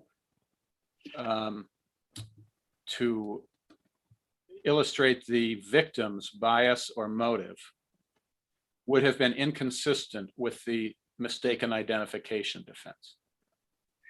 And is that it? No, I'm saying that it would not have been unreasonable for Attorney Busso to focus on one instead of the other, and there would have been a significant downside to having her so testify. I'm not sure if that's responsive to your question, Your Honor. Well, if he had her testify that she didn't get along with him, right, he they had a didn't get terrible along with relationship. her, doesn't this provide an additional explanation for his mistaken identification, which is that he doesn't like her, and he was not only under the influence of morphine and didn't have his glasses and was tired and it was dark, but he had it in for her. So when it came time to identify the perpetrator, he picked out her grandson. I don't see why the two approaches aren't perfectly consistent and mutually reinforcing. I don't see the downside to arguing using the grandmother to illustrate the victim's bias. Well, I think that there's an upside and a downside. I think it's a classic case. The downside it provides two things: a motive for the victim falsely to accuse the defendant, and it also provides a motive for the defendant to break into the home and beat up the guy who's been mean to his grandmother. So I think that it provides a favorable evidence to both sides, in theory, an upside and a downside for each side. And all I'm saying is that it would not have been unreasonable for Attorney Brewster to say that the possible downside, which is if the jury says, oh my, he was really mean to the grandmother. You know, he repeatedly abused her. you know, he was not nice to her, he lied about things, that makes it more likely that the defendant had a motive. His grandmother's being abused by this neighbor. So he's perhaps got a very that would strong have motive been, to go. I'm sorry, perhaps that Justice, would I have didn't been a hear. reasonable decision by Attorney Busso, but that wasn't the reason that he offered in his affidavit. So to what extent can we consider it? I mean, I what he think he said in does his offer it affidavit in his affidavit. was that it would be peripheral, any attack on, any testimony by a family member would have been peripheral to the main defense, which was mistaken identification. He didn't say, well, I thought about calling the grandmother, but I thought there was a downside in that it would show the defendant's motive to attack the victim. So where he didn't rely on that rationale, how can we say it wasn't manifestly unreasonable when it wasn't a decision that was ever considered? Well, I think that under Jenkins and other cases, the court can ask itself, would it have been manifestly unreasonable if he had considered it on those grounds? I don't think this court is automatically limited to what was actually in his mind at the time. The fact that the record reveals a very high downside to it, I think that is sufficient for this court to find that he did not act manifestly unreasonably when he did it. Although, as you say, it's not in his affidavit. He does. Well, I think he does say in his affidavit that it would not be in the defendant's interest to have any of the defendant's family members appear. Yeah, no, I thought he said something like that. I just glanced at it briefly and I didn't see, but I thought that he had included Paragraph that. 8 of his affidavit. Pardon me, sir? It's paragraph 8 of his affidavit. Well, and as I thought, if he stated it, then it's certainly what was in his mind at the time, and it's not manifest and reasonable to fear that the jury would say that the defendant has a motive to attack his neighbor as a result of it. If the members of the court have no further questions, I do want to point out one thing. The victim frequently said that he had an injury to his tibia, which is his shin bone, and I stated shin bone in my brief, but I believe that the medical evidence showed that it was an injury to his elbow. And I think that the victim simply was mistaken, as we all are. We're not doctors, as to where the tibia is. So to the extent that in my brief, I say that there was an injury to the victim's shin bone, I don't think that's correct. I think it was his elbow, which I think is what was understood by everyone at trial. So if the members of the court have no further questions, I'll be happy to rest of my brief. Seeing none, thank you. The case is submitted. Thank you for your helpful arguments. All right, we are now live and recording once again. And good morning. Calling our next case on the list, docket 2020 P715, DCF versus Mother. We will hear first from counsel for Mother. Good morning, Your Honors. May it please the court. My name is Dana Schoenevert, and I represent the appellant mother. We are asking this court to vacate the decree that terminated her parental rights. Now, underlying the court's determination of mother's parental unfitness were primarily three factors: her unbridled anger, is what the court referred to it, her mental health and violence in her relationship with the younger child's father. Now, mother concedes that there's some issues. She has some issues. But if the court would allow me to give a little perspective or a context for the issues that mother experiences, her relationship, her family's relationship with the department for 3 generations has never worked. Mother was removed from her home at 3 years old, separated from her siblings. They were all adopted to separate adoptive homes. Mother was in her adoptive home and for 9 years fell victim to abuse and starvation by her adoptive mother. After that placement disrupted, she went back into foster care. And what she recalls being placed in a different home every 6 months, where again, she was used and misused by the people that were entrusted with her care. It wasn't until shortly before she graduated from high school, she got a reprieve with a foster parent, and then she eventually aged out of the system at age 22. Now, DCF brought mother up in the foster care system, and they caused her to have these issues with her mental health and her anger that the trial court refers to in his findings. Now, all that said and stated, there is no nexus between mother's issues that she may have encountered over her life and her ability to appreciate the needs of her children and provide them the minimally acceptable level of care.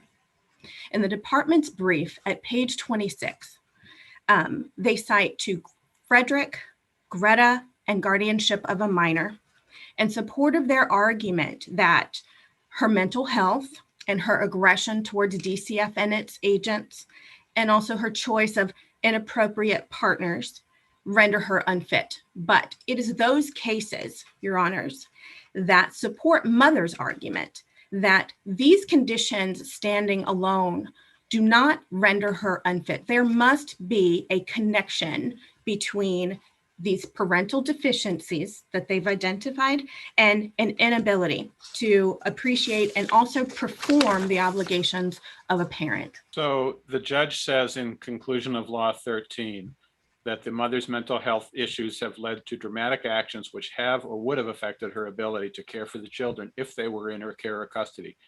These have included, but were not limited to, her explosive outbursts and threatening behavior, sometimes in the presence of the children, her flight with the children, her 2 known attempts at suicide, and her repeated expressions of that those who try to help her children are abusing them. So isn't that a finding of a nexus between her mental health difficulties and the best interests of the children? That is. The court purports to create a nexus between these things that he's identified, which, if I could also just a slight addition to that conclusion of Law 13, her repeated expressions without basis, right? Without basis. So if we talk about the anger, her explosive outbursts and her threatening behavior, these things occurred between mother and DCF. And the court actually, the trial court relies for the premise of mother's anger, he relies on Ulrich, adoption of Ulrich. Now, the mother in that case, was different from this case. The mother in that case, the children came into care after mother was arrested for stabbing the father with a pair of scissors the day after Christmas one year. And her anger directed at father and directed at DCF, threatening behavior, actually physically coming into contact with them. And also, and her behavior with the children, the aggression she showed towards the children, caused that court and Ulrich to conclude that mother had difficulty regulating her anger. But we don't have that here. We don't have the connection between these explosive outbursts and threatening behavior to her ability to parent her children. What we do have is 400 pages of visitation records that document in detail the overwhelmingly positive interactions that mother had with her children. And we also have documentation of the fact that mother's interactions with DCF were not only colored by her own traumatic experience growing up with the department, but then also precipitated by actual demonstrated documented events that caused her to legitimately fear for the safety of her children. If we can look at those visitation records and talk about the older child, for example, he would come to visits with injuries, almost every visit, documented injuries, a second-degree sunburn that DCF did nothing about. But the judge made quite extensive findings about how, based on discussions with the pediatrician and the social workers' discussions with the foster mother, there were adequate and reasonable explanations for those. There was no reason to think that the child was being abused in foster care.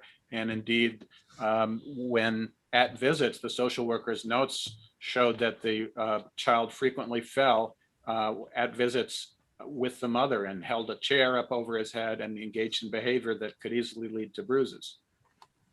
So But there was, there was also, again, mother's perspective of having been abused in foster care herself, and then seeing her child come to visits repeatedly while he's in foster care. One can understand why the mother might well have considerable resentment toward DCF. However, for anyone to be a good parent, to some extent, they need to put some of their childhood issues behind them and interact with their world in the best interests of their child. Sure. And the argument here, the reality of the situation here, Justice Sachs, is that mother did try to put those things aside. She was actually actively working. She had been actively working with her therapist, who had 46 years experience in the area of human services and 22 years experience with DMH. She was working with him working on that trigger so that she and DCF could interact more productively. Yeah, and the judge made findings about how DCF's interactions with the therapist weren't ideal, but he didn't entirely credit the therapist's version of how much progress the mother had made. Since you only have 2 minutes left, there were a couple particular questions I wanted to ask. First of all, the mother testified that she tried to get a domestic violence evaluation, but she was turned away.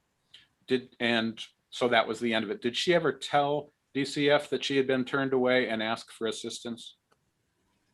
She reported to DCF that she had gone to the shelter to request the evaluation and that they had turned her away. At that point, it's not clear whether she said, can I have another referral? It's also not clear that DCF offered her another referral or told her to seek the evaluation from elsewhere. And do you know where it is in the record that she told DCF that she'd been turned away? Let's see. I can find it. If it's in your brief, we'll find it. But okay, all right. I'll check to make sure that it's in my brief, and if it's not, I'm happy to follow up with a letter. Thank you. Second question: the decree as to the younger child is not in the record appendix that I could find, or any other materials we have. So while we're able to see what the visitation orders were regarding the older child, we don't have that in the record regarding the younger child. Unless you can point out to us where it is in the record, can you make sure that we get a copy of that decree as well? Sure, and the decrees came in 2 different pieces. They came in first as to the older child and then second as to the other. So the visitation as to the second child is in fact covered in the decree to the first child, if that makes any sense. But I can clarify. I looked at the decree. I mean, we've got the decree and then we've got the later findings and conclusions. I looked at the decree and it seemed to be confined to the older child. I didn't see it made applicable to the younger child. Okay. So if there's something that you can supply us to make that connection, that would be great. And I guess the third question, with only a few seconds left, is if, assuming that everything in the affidavit filed yesterday is true, and understanding that DCF and the younger child think that it's not complete, then how should that affect our review of these decisions? I mean, as I see it, it creates some uncertainty about whether the adoption plans that were approved will go forward, but they were never guaranteed. And if they have to be reevaluated, how does that affect our review of the termination decision? So if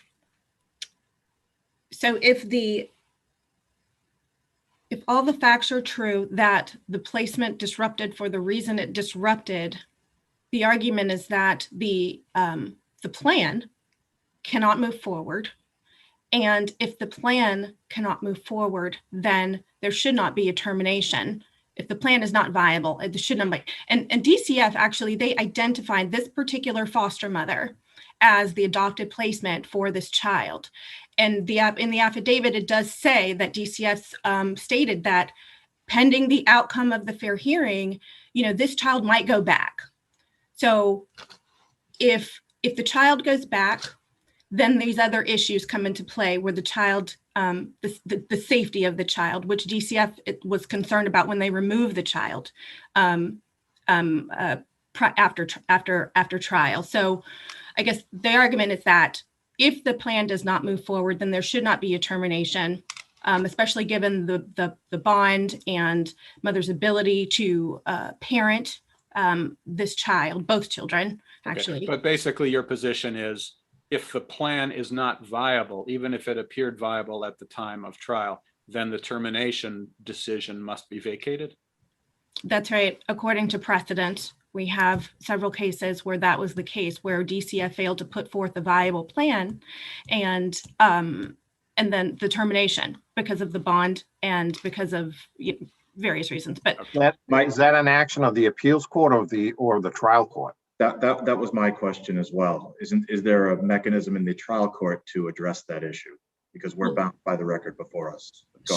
Sure. No, the vacatur, the decision to vacate based on the failure to provide a plan, those are decisions made by this court, by the appeals court. Right, but that the record before us shows there was a plan. You're trying to supplement with evidence outside of the record that's on appeal. Well, yes. So the plan is at the trial court, but the argument on appeal, and my sister counsel, Attorney McDermott, is going to flesh this out further. But that plan, as approved by the trial court, the argument is that it was an abuse of discretion to do that, to approve that plan based on the underlying circumstances with this child, with this particular foster mother. No, but all I'm saying is if the facts change, that's something more suitable for the trial court, not for us at this stage. Well, I would say that there is authority, and my sister counsel can go into this, but there is authority for the record being expanded to include these events, these post-trial events, because the issues are central to the issue on appeal, which is whether this plan itself was approved being is actually in the child's best interest. Thank you, Attorney Schoenberg. Go ahead, Judge Lemire. I was just going to say, but the trial judge never had the opportunity to review it under the change of circumstance. So that's fair, Justice Lemire.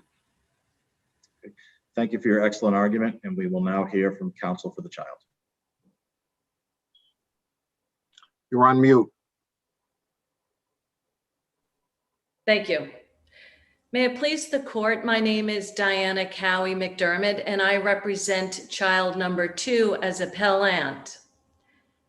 For 3 years following removal from his mother's care up until and through trial, the mother and the child had visits every week for at least 1 hour.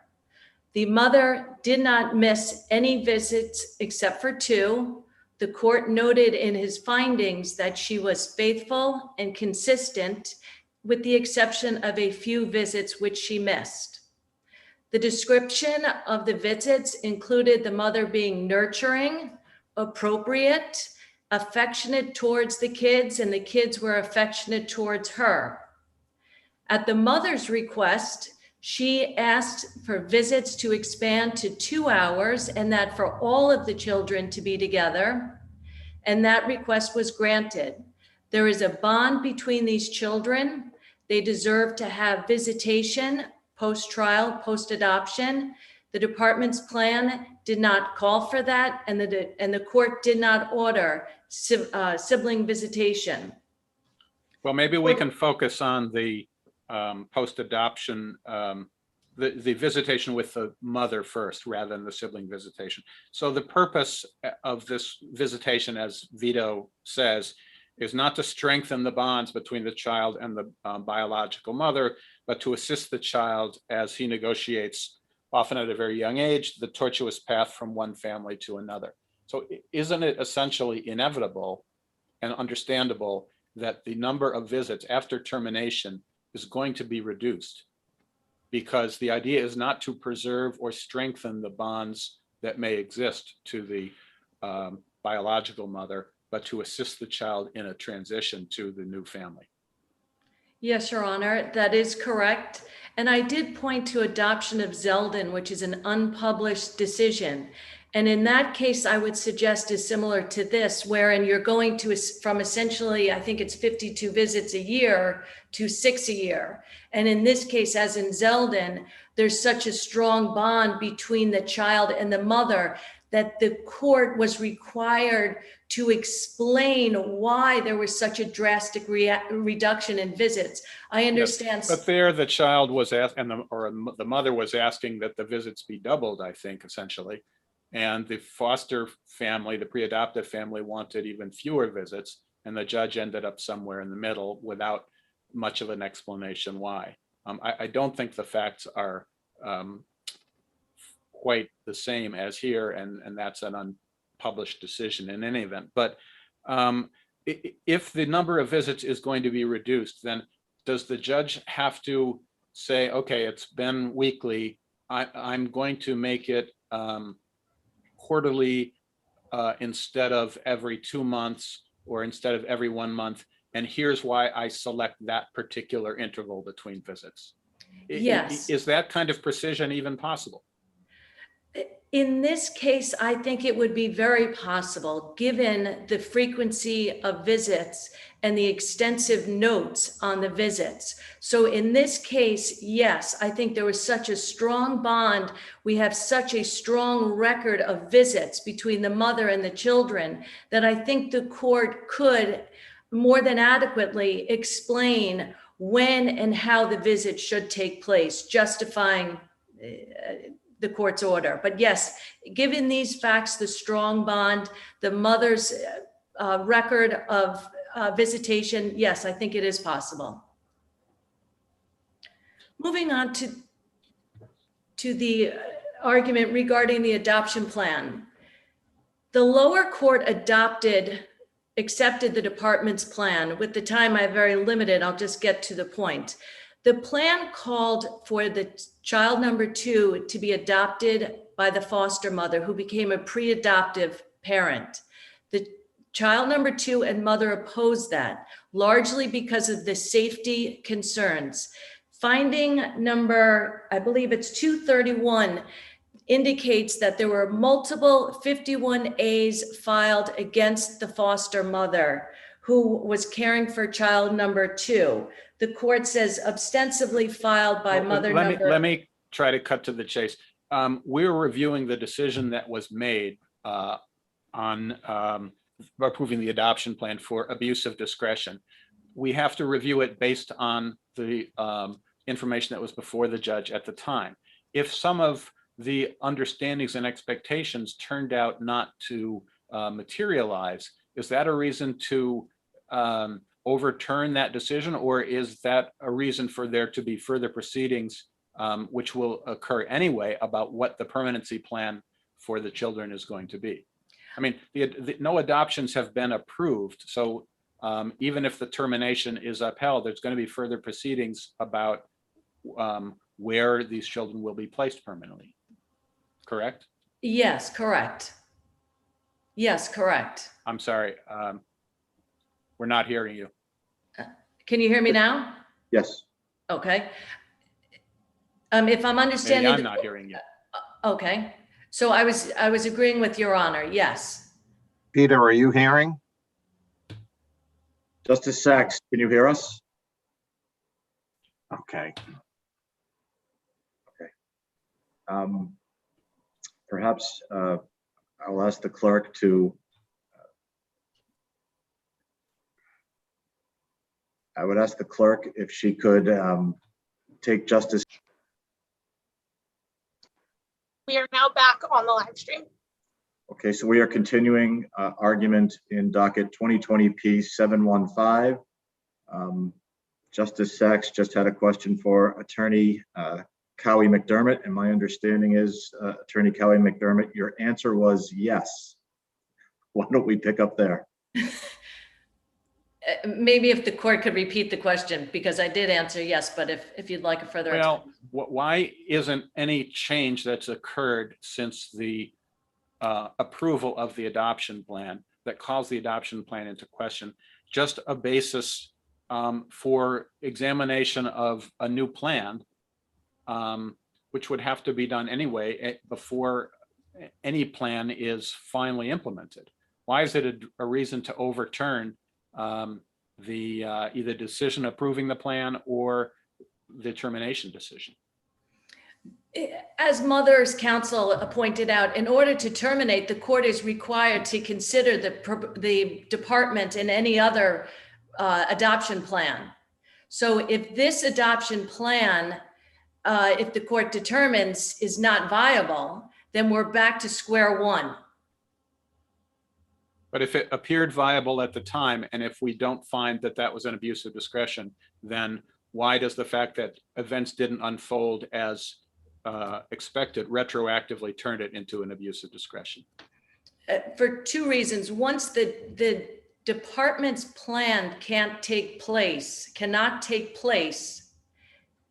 if the facts and the record is expanded, cannot take place. So we are back to the court. There is separately an argument of an abuse of discretion. The mother put forward a plan, and the court in findings 221 to 224 outlined the adoption worker's plan as the mother wanted it, which is adoption by maternal aunt or adoption by paternal grandmother. And if the plan that was previously approved cannot be implemented, can the court still consider those plans that were previously put forward? By the department, no. Or by the mother? Yes, by the mother, yes.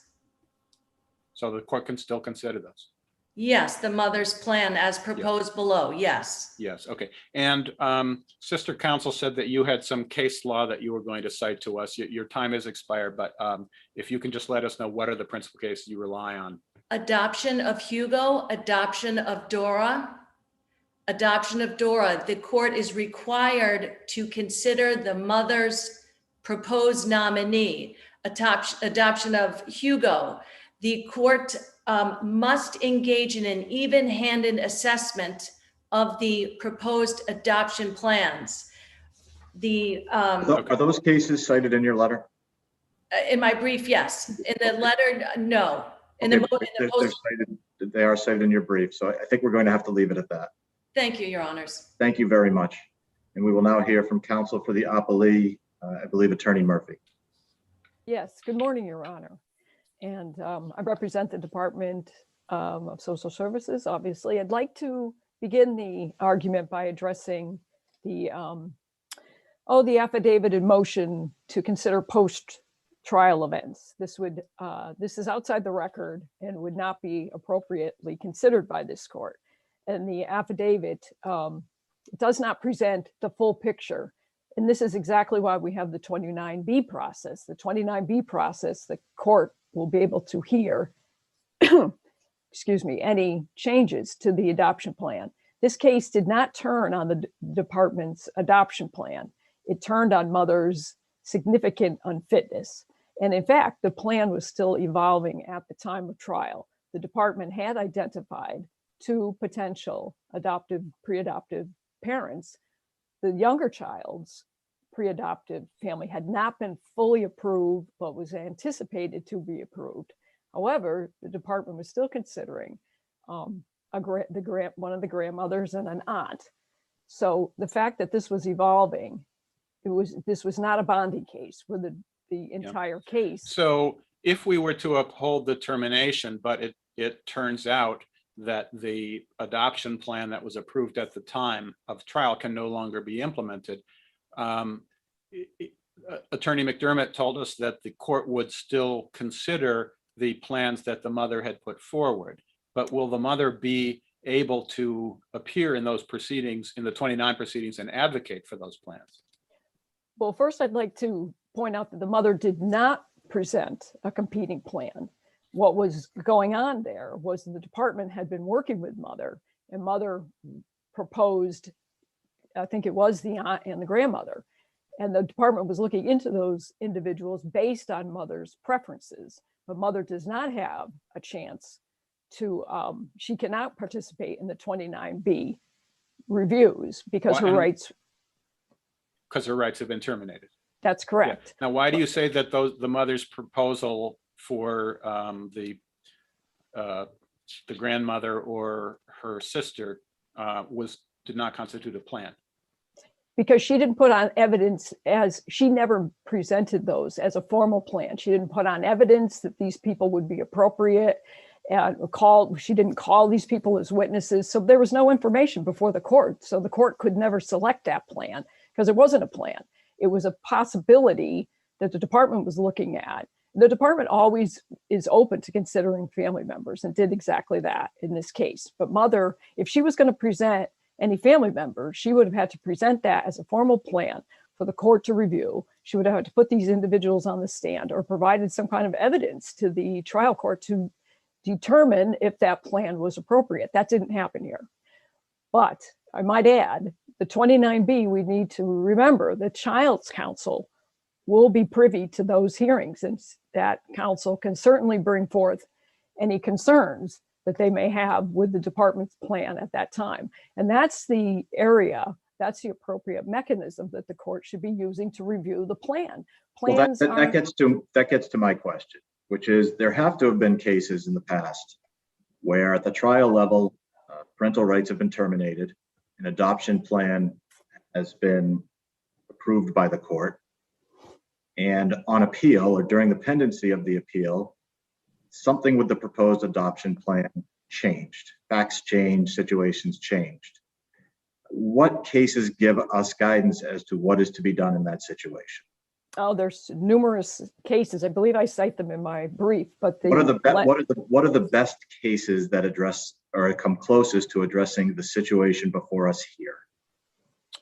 Well, this situation, I mean, we have all kinds of different situations. The problem with this case is the department's plan was evolving. So there wasn't even a change. The problem becomes if the court looks very carefully at the particular pre-adopted family and makes findings and conclusions that indicate this was a significant part of the court's decision to terminate parental rights. That was not the case here. This was not a Bondi case.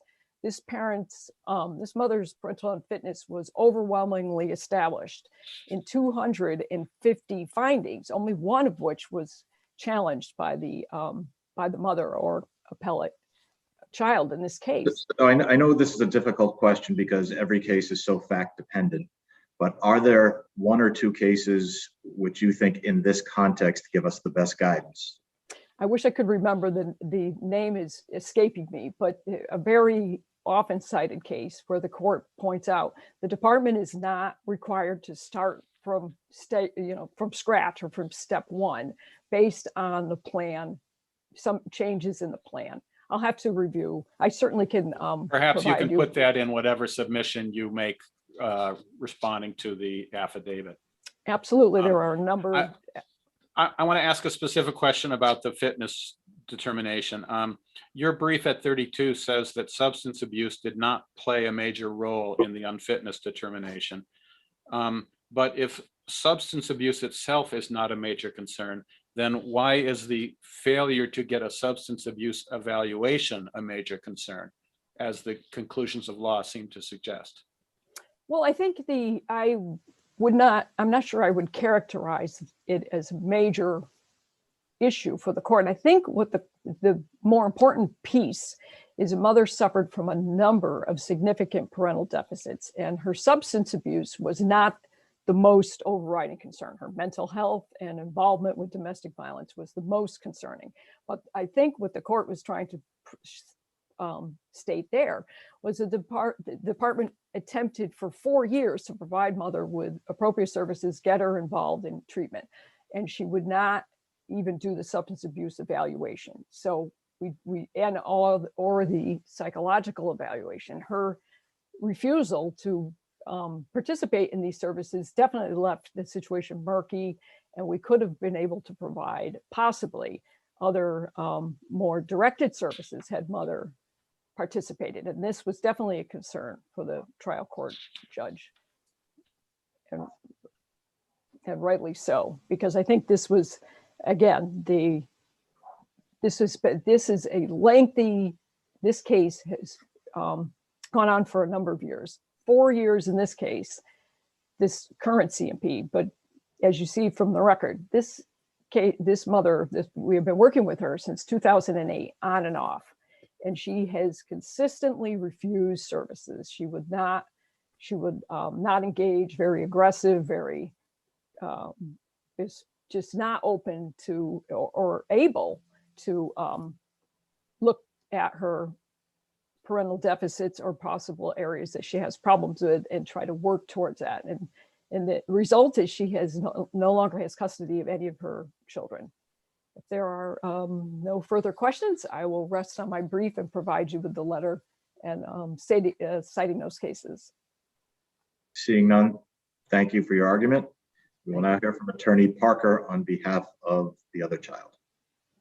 Good morning, Your Honor. May it please record, I represent the child S, date of birth April 25th, 2018. So she's now about 3 years old. And I was also appointed to represent A, the oldest child, who was 13 at the time of trial, who DCF did not pursue termination for because he was in the custody of his father. And there was another child, D, I just want to mention, and he has been in custody of his father since November 2014. If I can refute a little bit of that motion, S has been in a pre-adoptive home that has a couple of older children, a stay-at-home mother and a professional father for about 6 months now. And E is supposed to be joining her there, the other child. If I can say, the foster mother, the pre-adoptive mother said that S's placement failed. Is this in the record before us? No, these are things that I would put in that motion. Then let's reserve that for the motion, please, unless there are questions. There are many cases, and I don't, because I didn't put this in my brief, many cases in which recruitment is the plan so that there's no specific place, and that has been approved by case law as being sufficient for termination. You don't have to have a particular placement in mind at the time of, and I want to also point out that it is in the record that the father got very upset when the mother proposed his mother, and the mother also testified that the father didn't have a very good childhood experience that he had, and also that this aunt never had a visit. It's not like there was any kind of relationship between this aunt and the children. So the court terminated for 3 major reasons that were important. The very poor mental health of the mother, repeated domestic violence, and a history of neglect of the older children. The mother suffers from PTSD, adjustment disorder, borderline personality disorder, and severe anxiety. Her therapist gave her a primary diagnosis of PTSD coupled with anxiety disorder, but he testified on her, and he was her witness, that she has difficulty regulating herself and that things other than DCF may trigger the mother's poor behaviors. The mother began seeing her therapist, Clyde Goffrey, who testified, prior to her 2 mental health hospitalizations, one on July 21st, 2017, when she threatened suicide, and again, a second suicide attempt occurred in September 2018, and she spent thereafter 2 weeks in a mental ward. Then after that, she went to a clinic, a Truesdale clinic, saying she needed to be fixed and I'm having a miscarriage, but swore at the staff and refused to do any blood work and left without any treatment. The mother continually made a lot of... When she went to that clinic, if I'm recalling correctly, she made a request for medications and then left without them, which brings up the issue of substance abuse. And I asked the department this, but I'll ask you as well. If to what extent did substance abuse play a role in the judge's determination, in your view? And to what extent did the failure to get a substance abuse evaluation play? I would say that it's totally negligible. It's the mother's poor mental health and history of domestic violence, including several incidents in front of the children, her severe dysregulation, and the history of how that affected A and D who were in her custody. And E too was there. He was 4 years old at the last domestic violence attic thing. And being exposed to Mr. MU, who is a severe addict, who had an actual charge for child endangerment that the mother knew about when she began the relationship with Mr. MU. Her therapist, mother's therapist, testified that she's committed to Mr. MU, will not give up that relationship. And she was living in, it's in the record according to Dee's father, that Dee pointed out places that they lived under highway bridges and when she kidnapped them, and places, inappropriate, homeless people who were allowed to be the caretakers for these children when the mother had them on visits. And she had it. There were many incidents of domestic violence in the presence of the children and of bad effects on the children. For example, the mother had an altercation with a police officer in the DCF office in the presence of the children. On January 25th, 2019, she became loud and angry at a visit and threw a box against the wall. So these were not only in the past, they continued into the visits and present. And so the finding of her being dysregulated and domestic violence in the presence of the children is well supported by the evidence. There was much neglect of the older children, especially failure to take them for medical appointments. How much can we consider her history with the older children? I mean, aren't we primarily focused here on her fitness to parent the two younger children, including your client?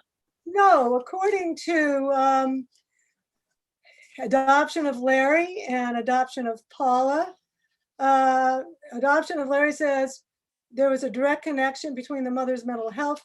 The mother's history with her older children is relevant. And adoption of Paula, the court is permitted to assess prognostic evidence derived from prior pattern of parental neglect and misconduct in determining future fitness. So her prior pattern with her other children of leaving them in poor living conditions with roommates who are drug addicts, and domestic violence incidents with Mr. L, one of the times which she was— Attorney Parker, thank you for those helpful cites. I hate to cut you off, but the red light is on, so we're going to have to leave it at that. I want to thank, on behalf of the panel, we'd all like to thank you for your help. Because what is the reason for this presentment issue? Let's not lose sight of that. And it indicates in that opinion quite clearly that the purpose of this rule is to provide notice to the highest ranking official with the ability to fully investigate, arbitrate, compromise, or settle such claim. And the key words are, in my opinion, in order to ensure that the interests of the Commonwealth are protected. That's the fundamental reason for many of these rules and laws that we have. So let's examine the situation in the Simmons matter, to see if that happens. And as I say that, I also want to add to the fact that this is also part of the Commonwealth. What I'm getting at is there's an obligation to the genus, which is the Commonwealth, and also the species, which is all of us, in this particular case, Cheryl Simmons. So what happens on this particular given date, which I think was September 24th of 2016, she's approaching a boat, and she gets on the boat, and as that particular incident is happening, her hand is attempted to be held, it's let go, and she gets an injury. So now, we proceed to do what everyone else does in these cases. You take the information in, you send out letters of representation. So now we come up to Judge Perino's first problem with the case is, of course, that the presentment letter, didn't do its job. Now, I have problems going back even to that, because keep in mind, there was only one cruise on that. There's only one boat. This is not like, you know, like a fleet, a fishing fleet, and nobody can identify what's going on. So the letter that we disseminated to them, you know, indicated obviously the day it happened, that the individual was injured, and it happened on a boat. The absence of what was left out of that letter was that when she was getting on the boat, her hand, of course, was not grabbed properly and she fell. So then we go on. So now they get that. Attorney Rosmini, this is Judge Lemire. Okay. When you said you sent out a representation letter, so you sent it out in the course of a personal injury claim, correct? Did you send it out as a notice? Did you send it out knowing it was noticed for a claim against the Commonwealth? Well, I believe so. You know, I obviously want to be impeccably honest, and I assume that we were complying with the rules. We sent a letter to the office of the president, you know, and then we outlined what we did. Obviously, looking back at it, it could have been done better. It may well be sufficient, even though it doesn't satisfy the benchmark of what we would tell someone how to do it. But I also would ask the court to consider that it doesn't serve its purpose. So the idea was to comply with the appropriate. It was sent to an individual. It was sent to the representative in that department, but it was addressed to the office of the president. Well, so it was addressed to a Christina Aquilano. Exactly. Yes, it was. I assume Christina Aquilano was not, I apologize if I'm mispronouncing her name, but I assume she was not the president of the academy. No, she wasn't. In fact, I checked that just yesterday to be sure. You know, she's still there. She's not working in the same capacity, but she was not. She was in that office, but definitely not a designated representative. I know all the cases that talk about that, and if I were asked and I was in your position, I would certainly say that Hollidan, Kalon, Bryan, Lopez, Belante, none of them would ever give her receipt of that letter as being sufficient. I won't go there because those cases don't allow that. So I'll go along with you on that. So all I'm saying is it's in the genus of the office, and perhaps in fine tuning it the way it needs to be fine tuned by the appellate division. And the more you're emphasizing it in this conversation, I'd be hard pressed to press that as a valid argument. So I'm not going to gild a lily and say that, you know, and keep pushing a point that I don't think that has significant validity to it. So I would then move to the fact that all I'm saying is we know it did its job because Rudman proceeded to get the letter and proceed accordingly. It did get transferred to the right party. Let me interrupt you. It seems to me your strongest argument is probably the lulling argument in light of the receipt that you received from Rubin and Rudman and the subsequent correspondence. Right. Attorney Martignetti argues that issue was waived. And I think your response is no, look at record appendix pages 38 and 78, which raised the lulling argument. I went to the record appendix at those pages and I don't see any reference to lulling. I think you're hinting at it, but could you explain to us how the lulling argument is properly preserved? Yeah, how the lulling argument is preserved by having the opposition, meaning the designated executive officer, which Rudman would be under Garcia, that when they receive the appropriate information, they respond to it. They don't give any indication that it doesn't comply with the presentment, but also there's a tack-on issue. I think it's the Califano case that Judge Perino didn't address. You can take the two letters that we sent. I believe one of them was on May 3rd, and the other one would have been on March 10th. So that if you take both of those letters collectively, because what we did in the second letter, after getting the letter from Rudman, you know, they wanted something more specific about damages and how did it happen. So we complied with that with the second letter, and they indicated in that correspondence to us that they represented, you know, the appropriate authorities. And my question's a little different, and that's this. What? Is your lulling argument preserved? That, I mean, did you argue in your papers or otherwise to the trial court that the lulling exception applies? And if so, where can we find that in the record? Oh, you're talking about to the trial court argument? Yes, because if that argument wasn't made to the trial judge, it can't be made here for the first time. So my question for you is, where did you make the lulling argument to the trial judge or to the lower court judge? That is a question that, let's see if I can answer that fast enough. With my notes.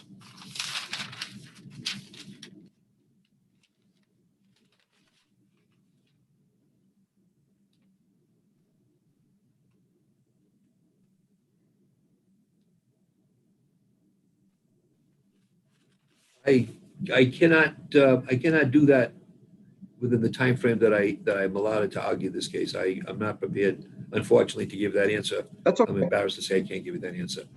I just would have expected, knowing how I would have presented my argument with the judge, that if I didn't use the word lulling, I would have indicated the issues between us, the correspondence in the discussion, which would be tantamount to a lulling conclusion. But if I didn't use the word lulling, which maybe I did or I didn't, I don't know. So I won't say that. So, if you didn't use the word lulling, my question still remains, which is, did you make that argument in substance to the trial judge, to the Superior Court judge?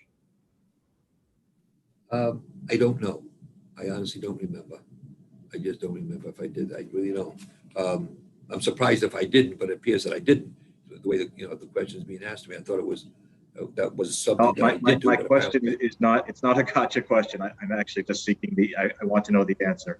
Yeah, and so I guess if I can't pinpoint it to you at this point, Your Honor, and I didn't have it in my brief, then obviously I failed to do so. If I didn't do that, you can rest assured that we will scour the record ourselves.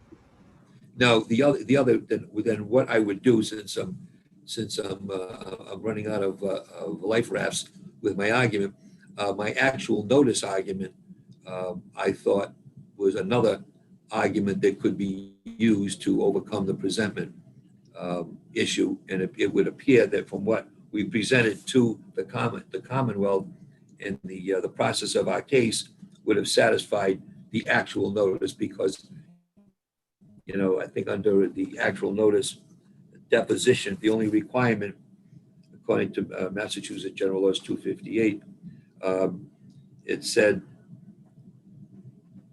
the claim had to be investigated, evaluated, and eventually denied. And I don't believe, from all the information that this court has, that can be refuted from any of the arguments of opposing counsel. So that if it has to be done by the executive officer. And in the Lopez versus Lynn Housing Authority case, even though the letter had been defectively addressed only to the Lynn Housing Authority rather than its executive director, the executive director ultimately sent a letter back himself to the claimant or the claimant's counsel saying, we've investigated and we're denying the claim. So we knew from the fact that the executive officer had signed the letter that he had actual notice, but I don't see anything comparable here. Nothing signed by the president or. Well, my answer to that, Your Honor, is under law. Well, and I thought under Lopez, particularly in Garcia, the designated executive officer really is the one who really handles these cases. So that meaning Rudman in this case would be clearly the designated, the sub. Well, perhaps if the letter argument they would have. Perhaps if the original letter, the March 10th of 2017 letter, had been addressed to the president of MMA or the executive officer who is the president, and then a letter had come back either from him or from his office saying, talk to Rubin and Rudman about this, it appears that we've lost Mr. Ismini. So I'm going to ask the clerk to stop the clock, please, if possible. All right, we are once again live and recording. I will get 4 minutes on the clock. Thank you. Continuing with Simmons versus Mass Maritime, Attorney Resmini, you have 4 minutes. Thank you, Ron. So on May 3rd, 2017, less than 2 months after the appellant's March 10th 2017 letter of presentment, Tyler Franklin of Reuben and Rudman advised the plaintiff that he was processing the Chapter 258 claim on behalf of the Academy's president, that the Academy's president was in receipt of Mrs. Simmons' March 10, 2017 claim of presentment. I'm sorry, I didn't see that in Mr. Franklin's May 3rd letter that the president had received the letter. Can you point me to that language? Yeah, I'm reading, Your Honor, from, let's see. Record Appendix 22, maybe?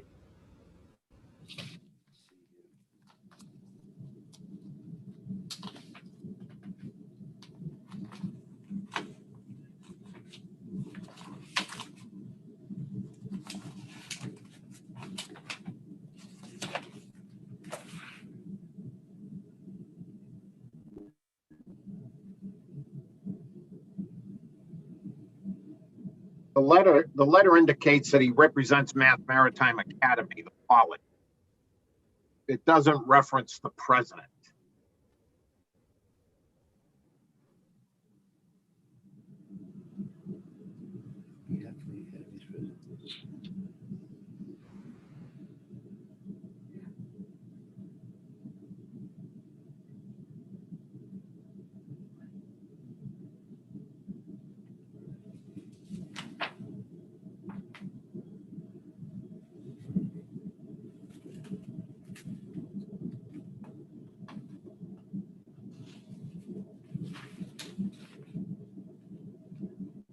I cannot,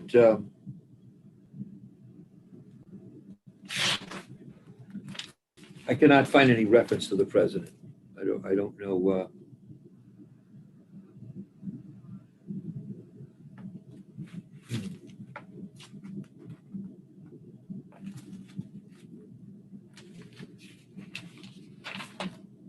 Attorney Resmini, your time is growing short, so what else would you like to tell us, or would you like to? I don't know. Let's see. Well, eliminating that, and if I would ask Your Honor, is this, I'm sure I might not be able to do this, but if I can find where that came from, because the way my staff, when I do these things, we don't normally put something in here that doesn't hold up to the test of time, and I can't find the Academy President referral. If I can find that, am I allowed to get that to Your Honors to substantiate this last closing point that I had in this case? If you have some authority to point to us that you find after argument, you are entitled to draft a very brief letter pursuant to Rule 16L, either informing us of a case. We'll give you that permission. Okay, and then the closing part of that comment that I was taking from that letter, that the Academy's, again, I don't know if it says that either. Doesn't seem like it says the Academy's president either. Didn't say that. So there's got to be some, this was in quotes, so it's got to be somewhere. This would not have been done without confirmation. I just can't do that now. So I will attempt to give a very brief authenticity of that reference, a one-page submission, if I find it. And I don't need any more than 24 hours to do it. Very good. Thank you very much. And we will now hear from counsel for Mass Maritime, Attorney Martignetti. Thank you, Your Honor, and may it please the court, Eric Martignetti for Mass Maritime Academy and the Commonwealth. This case is about making sure that the presentment requirements, which the claimant must strictly comply with, are faithfully applied here. And the easiest and best way to affirm the trial court's decision is simply to look at the March 10th, 2017 letter. That letter does not satisfy either parts of the two-part test that was set forth in Gilmore v. Commonwealth and reiterated in Martin v. Commonwealth. The first part of that test is the letter has to identify the basis for a legal claim against Mass Maritime Academy. So even if we were to conclude that it did not, would it, taken together with the second letter, include enough details to satisfy the sort of content requirements for a presentment letter?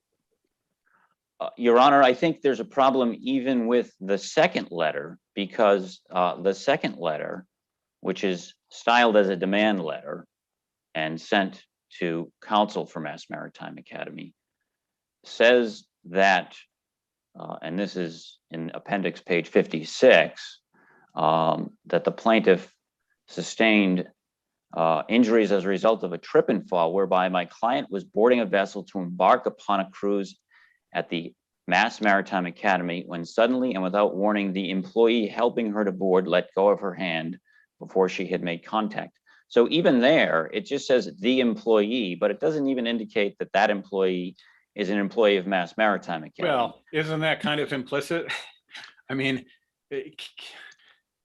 Sure, Your Honor. I think you can probably infer from the August 23rd letter that the employee is an employee of Mass Maritime Academy. But the problem with the August 23rd letter, as the trial court stated in its opinion, is that it is not addressed to the president of Mass Maritime. We'll get to that, but what I want to establish or get your position on is whether, if you take the two letters together and put their content together, do they include enough content in terms of facts and legal theories to satisfy the requirements of Section 4?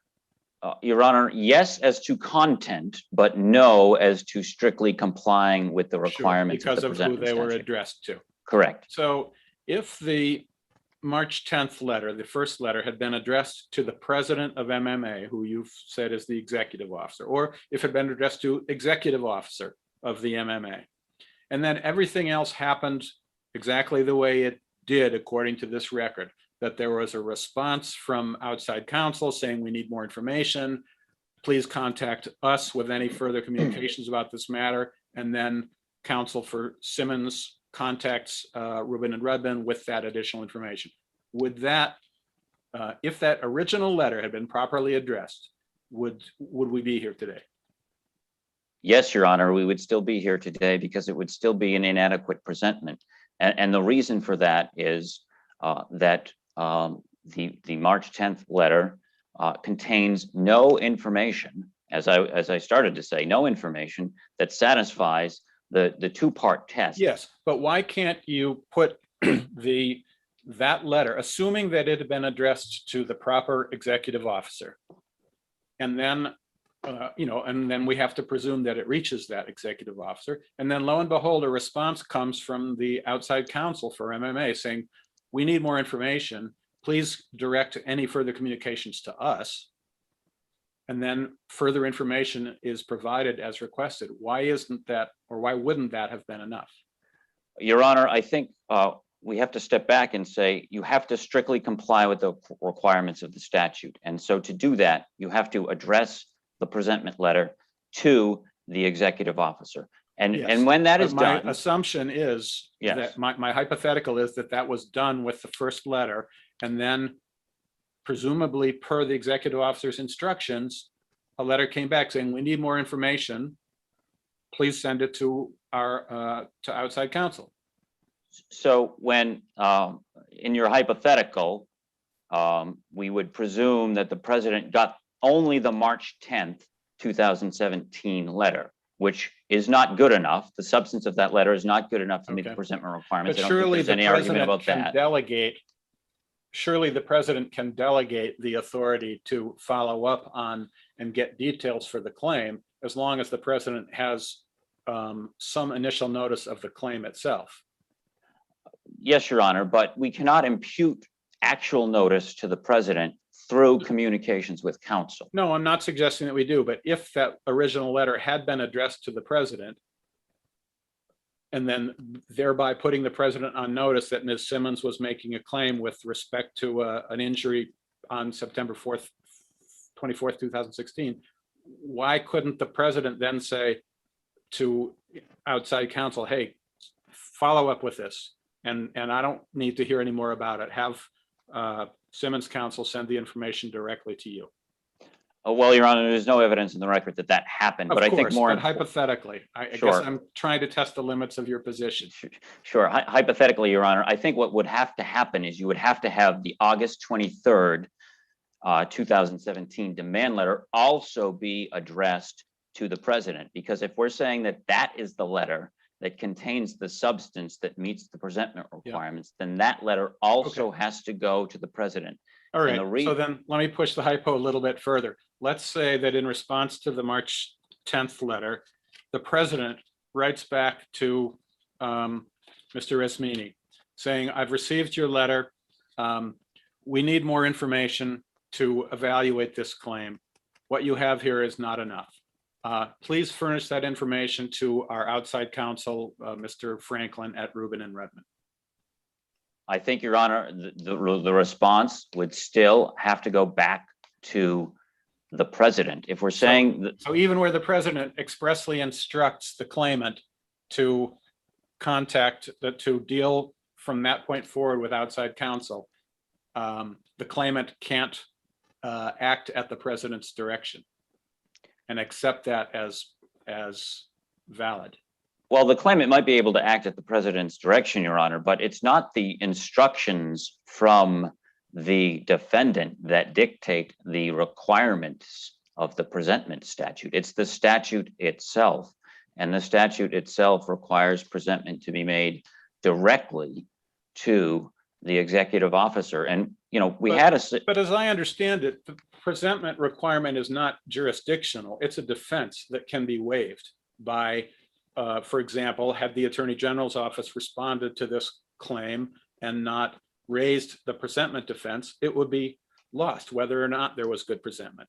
So why can't the executive officer of MMA, if he were actually on notice of the existence of the claim, even if he didn't have further details about it, decide not to demand strict compliance with the letter, with the statute afterwards? Just as in the lulling exception, I'm not suggesting that we've decided that it applies here, but the actions of the defendant, public employer, can remove the need to comply with the statute. Representations by the public employer, like, okay, presentment is good enough. If they've said that during litigation, then they can't turn around later after it's too late and say, no, presentment wasn't good enough. That's correct, Your Honor. And I think that's essentially what happened in the Lopez case. Well, the Lopez case is basically saying the plaintiff in that case did not meet the strict requirements of the presentment statute, but the narrow exception for actual notice was met in that case because the executive director responded. So there's an exception for actual notice. There's an exception for lulling. Why couldn't there be an exception for where the executive officer actually receives some information about the existence of the claim and then tells the claimant, deal with our outside counsel and provide the rest of the information you need to provide? Well, I think, Your Honor, that would probably already fall under the two exceptions you just cited. That would probably be a little bit of actual notice on the executive officer's part. It's also probably also a little bit of a waiver argument. So I don't think you need to carve out a separate exception for the hypothetical that you posit, because I think the actual notice and lulling arguments would cover that hypothetical. And by the way, that hypothetical, of course, is not the facts that we have here. In our case, there was no direction from the president of Mass Maritime Academy as to who the claimant should deal with. Assume that the lulling exception is not waived in this case. Okay. Why does it not apply when, in response to the letter to the office of the president, counsel says, we're in receipt of your Chapter 258 claim. Please send to my attention any future communication to the college in this matter, and our investigation is underway. Under that set of facts, why would the lulling exception not apply here? I think for two reasons, Your Honor. One is that the case law is very clear. There has to be an affirmative statement that the presentment requirement is satisfied or waived. There's no statement in that May 3rd letter that the presentment requirement is satisfied or waived. Certainly no affirmative statement. The fact that Rubin and Rudman acknowledged receipt of the letter is not good enough to raise a lulling argument. That's very similar to what happened in Holohan, where the plaintiff said, gave a letter that said, I'm presenting a claim under Chapter 258, Section 4, and counsel responded to that letter saying, I received it. And the court said that's not good enough to raise a lulling argument because there's no affirmative indication there that the presentment is adequate or waived. And the other reason, Your Honor, is that in none of the appellate court decisions has the court said that lulling can happen pre-litigation. And that's what we have here. The letter from Rubin and Rudman was May 3rd, 2017. That's well before plaintiff filed suit. In all of the other lulling cases, you have statements that were made during the course of litigation. Statements, for example, where the defendant said in answers to interrogatories that notice wasn't defective, or where the defendant's counsel said that the plaintiff did not need to amend his complaint to assert proper presentment, even after presentment had been made. So those are the types of statements that the courts have looked at for lulling. So we don't have either of those here. We don't have an affirmative. It would seem to me that the lulling exception actually, it would make more sense for it to apply pre-litigation, because the entire point of the presentment letter is to avoid litigation, to promote negotiation, to give notice, to do all of those things so that we don't have to go through 3 years of litigation. So if someone were to say upon receipt of the letter, we have received your 258, Chapter 258 presentment letter. We'd like to avoid a lawsuit. We're still investigating, but let's talk and direct all information to us. It would seem under that situation that the lulling exception should apply, as opposed to creating some hard and fast rule that it can only apply after the complaint is filed. Don't you agree? That might make sense, Your Honor. There's no precedent on that kind of application of the lulling exception, but it might make sense. I would say that that's not what happened here. It was a mere acknowledgement of receipt of the letter. And if you read that letter as a whole, the context of the letter makes very clear that there's not enough information on which Rubin and Rudman or the president, by the way, there's no reference to the president in that letter anywhere. And you're not going to find one because it's not there. The president isn't mentioned in the letter. It might make sense to have a lulling exception in that case. But I think even if you were to create that lulling rule, it wouldn't apply here because all we have here was an acknowledgement and a statement that I need more information. Has the lulling exception been applied to get around defects in who the original letter was sent to, or has the lulling exception been applied only to excuse deficiencies in the content of the letter? I'm not aware of, Your Honor, of any case where it's been applied to correct an error in whom the letter is addressed to. So I'm not aware of any cases on that.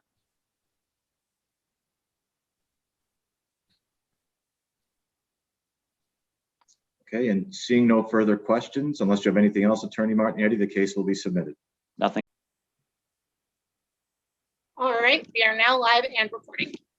Calling our final case on the list today, docket 2020P 649, Jackson versus Mass Department of Correction. We will hear first from counsel for the appellant, Ms. Gates. Good afternoon, and may it please the court. Madeline Gates, practicing under Rule 303 on behalf of Mr. Jackson. Mr. Jackson was disciplined for a valid exercise of his First Amendment right to petition the governor of Massachusetts. The court below held without explanation that Mr. Jackson's First Amendment arguments were not properly before the court. However, an action in the nature of certiorari under Chapter 249, Section 4 is the appropriate means to challenge a disciplinary action taken in response to a constitutionally protected activity. Was this issue sufficiently raised below? Yes, Your Honor. This was argued below. The trial court opinion did not devote much reasoning to it, but it was in our trial court briefs. Was the issue that is raised on appeal raised in the complaint, and was it developed in the motion for judgment on the pleadings and also developed before the hearing officer? Yes, Your Honor. We brought the case on certiorari. The DOC argued that it was not properly before the court, and then in a reply, we rebutted that at the trial court. Okay, we don't have a transcript of the hearing before the Superior Court judge. Where does that leave us? Because the judge made a finding to the effect of, or either a finding or a ruling to the effect of, this is not properly before me. I'm paraphrasing. Yes, Your Honor. How do we know what was argued without having the transcript? In the record appendix, I believe our arguments are substantially laid out.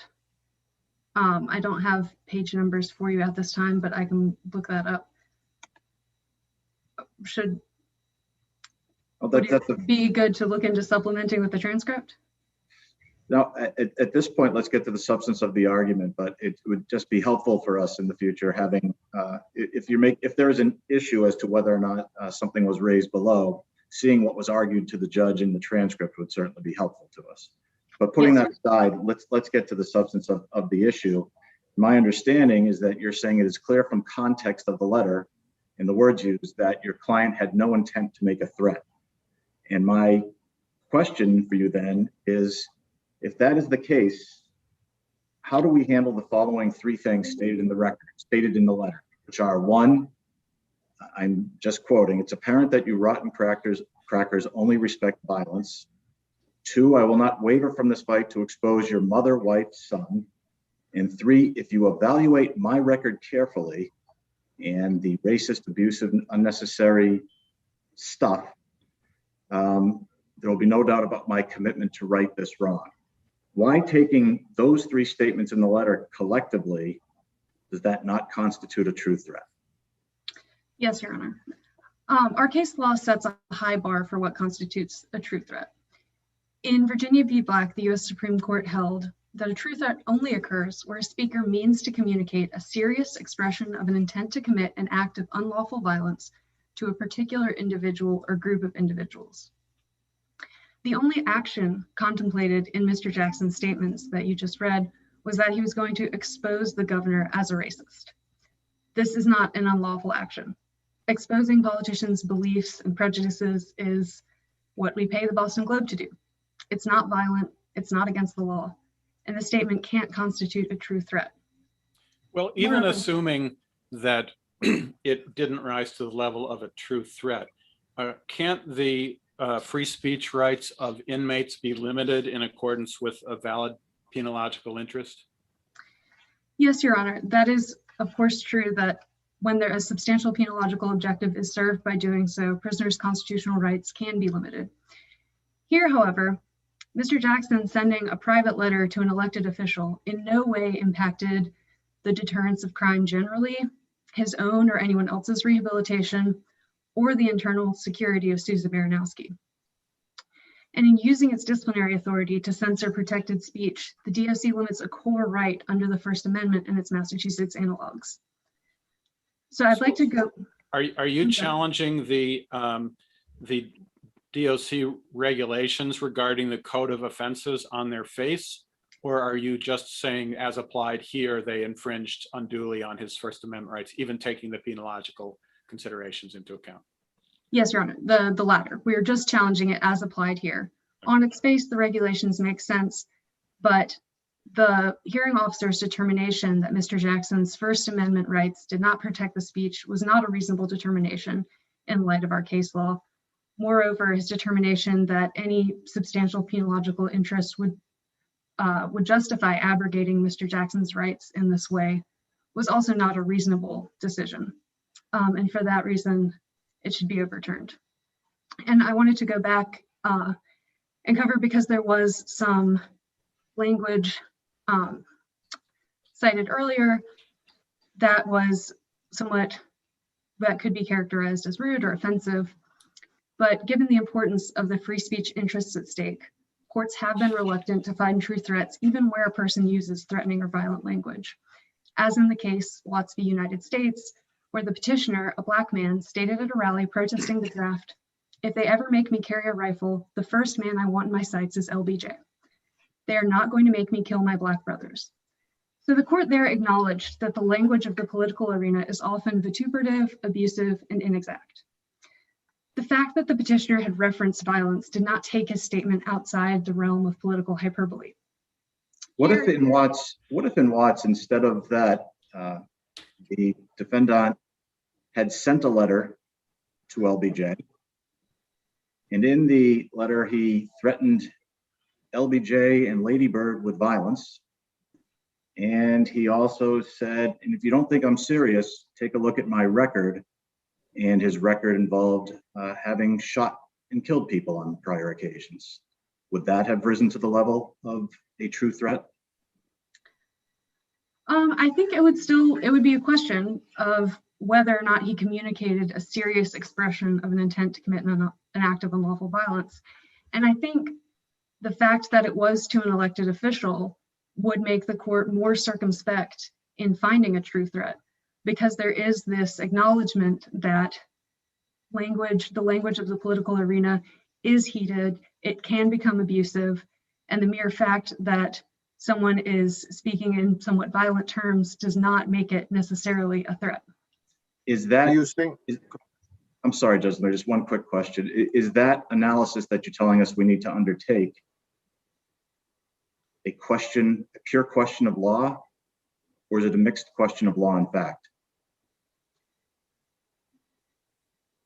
I think the definition of what constitutes a true threat is of course a pure question of law, but the application of it to the facts, I guess, would be somewhat of a mixed question of law and fact. But here, even giving the hearing officer deference, his application of the law to the fact was not in any way reasonable. Judge Lemire has a question. That was the exact question I was going to ask. Thank you. But well, then let me follow up with that, because here I think you said that the hearing officer did not address the First Amendment claim, correct? Or did he? I think he referenced it in his decision. He referenced it. Did he say these were not true threats? Did he say this is not a First Amendment violation? What were his findings? I'm sorry, I don't have it in front of me, but I can ask Mr. Brown this question, but I think my question is, if the hearing officer didn't address the issue, and we know the judge didn't address the issue, do we address this issue in the first instance, or to the extent that you're suggesting there are facts that may need to be ascertained first, do we need to remand it for someone else to make the determination in the first instance? Yes, Your Honor. I don't think it's necessary to remand, because we have made the same First Amendment arguments throughout the life of this case, even as they weren't addressed. The hearing officer, I'm sorry, I'm trying to pull it up as I'm answering you, but the hearing officer did at least mention the First Amendment, acknowledge the First Amendment arguments were made, but did not fully, maybe didn't fully explicate his reasoning, but that's not, typically the opinions don't contain a lot of detail. Thank you for your argument, and we will hear now from Mr. Brown. Thank you.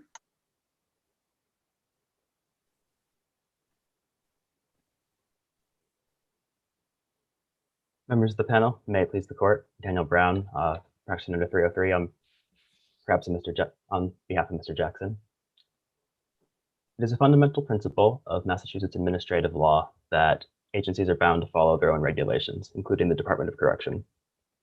And in this case, the Department of Corrections failed to do so by refusing to provide Mr. Jackson with a copy of the letter that he was punished for, and that was the sole piece of evidence. What regulation requires DOC to provide him a copy of the letter? And assuming there is such a regulation and it was violated, how was Mr. Jackson prejudiced? What different defense would you have put on before the hearing officer had you had the letter, a copy of the letter, and had he had a copy of the letter? Yes, Your Honor. The regulation is 103 Code of Massachusetts Regulations 430.11, and that lays out the DOC's discovery obligations in a disciplinary hearing.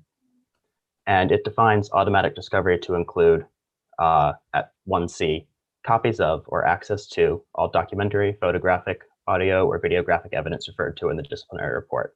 And the letter was documentary evidence referred to in the disciplinary report. So it's under that it The letter should have been served to Mr. So then what, if Mr. Jackson had had a copy, and if you had had a copy at the time of the hearing rather than merely as a part of the administrative record, what would have been done materially differently that could have affected the outcome?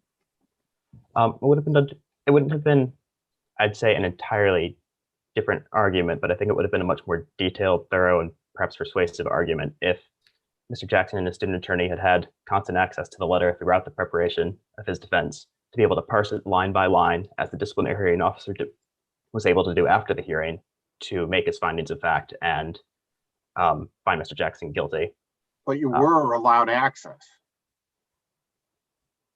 The hearing officer classified the letter as view only and allowed Mr. Jackson. But you were allowed access to it.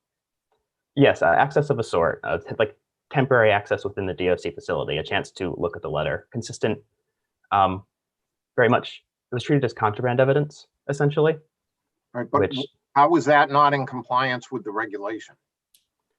Because within the same regulation, in section 7, the regulation describes contraband evidence. It says the contraband evidence that is deemed to constitute a risk to the safety or security of the institution, its staff, inmates, or any participant in the hearing process shall not be presented at the hearing. And it goes on to describe that reasonable attempt should be made to provide a copy of the evidence, unless the copy would also be contraband. And in this case, I think if it would be contraband, then the inmates should have a chance to view it before the hearing. I think if allowing them to just look at the letter temporarily in the facility satisfied the automatic discovery regulation, there wouldn't be a need to have a separate section governing contraband evidence and laying out the need to find that it's a safety or security risk.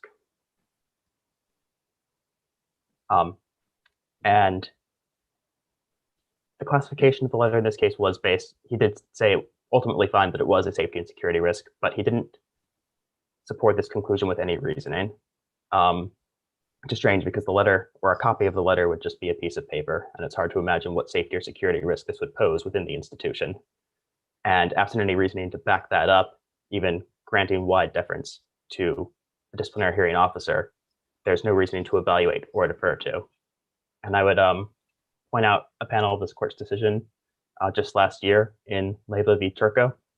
That's 98 Mass Appeals Court 1104, and it's a memorandum and order pursuant to Rule 128. But it's from last year, so we can cite a persuasive authority. And it dealt with a scenario where the inmate had requested video evidence that the inmate said would be exculpatory.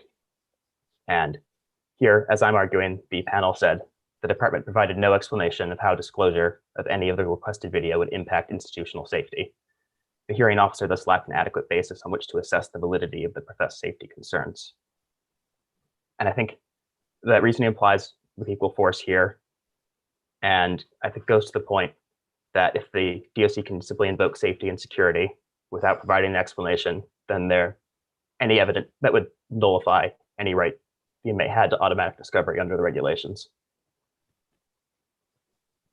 Can I go to your due process argument? Yes, Your Honor. So it seems as if the Supreme Judicial Court and our court have adopted the Sandin versus Connor test for what constitutes a liberty interest, at least for evaluating federal due process claims.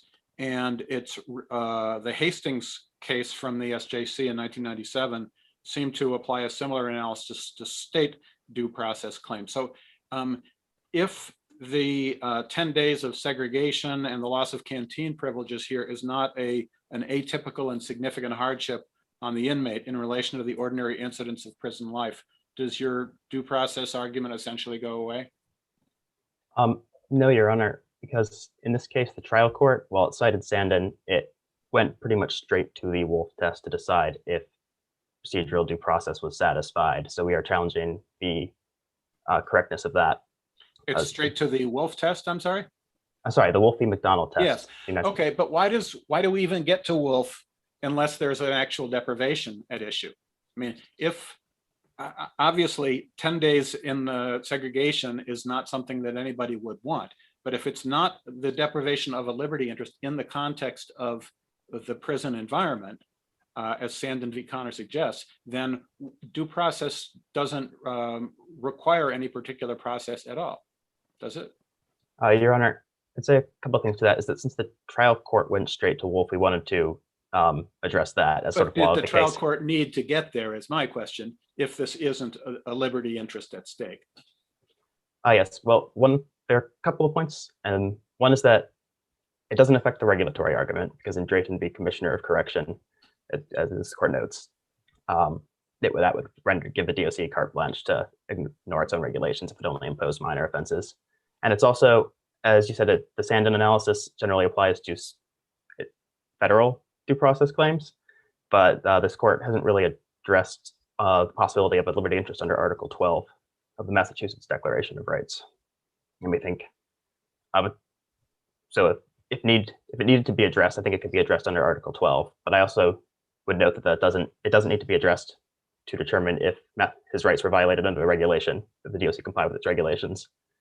And also the trial court rested its decision on Wolf without doing a full Sandin analysis. So it's not, I don't think, we haven't really briefed Sandin because Wolf is the law. The Wolf standard is the law of the case, essentially. But we could affirm on at least on the due process claim, we could affirm on an alternative ground conceivably, unless we found that Article 12 provided more procedural protections. Yes, and I think there's a strong argument that Article 12 may give further protections. Thank you. If there are no further questions, we'll rest in our briefs. Excellent. Seeing none, thank you, Mr. Brown. And we will now hear from Attorney Poole. You're on mute. You need to take off mute.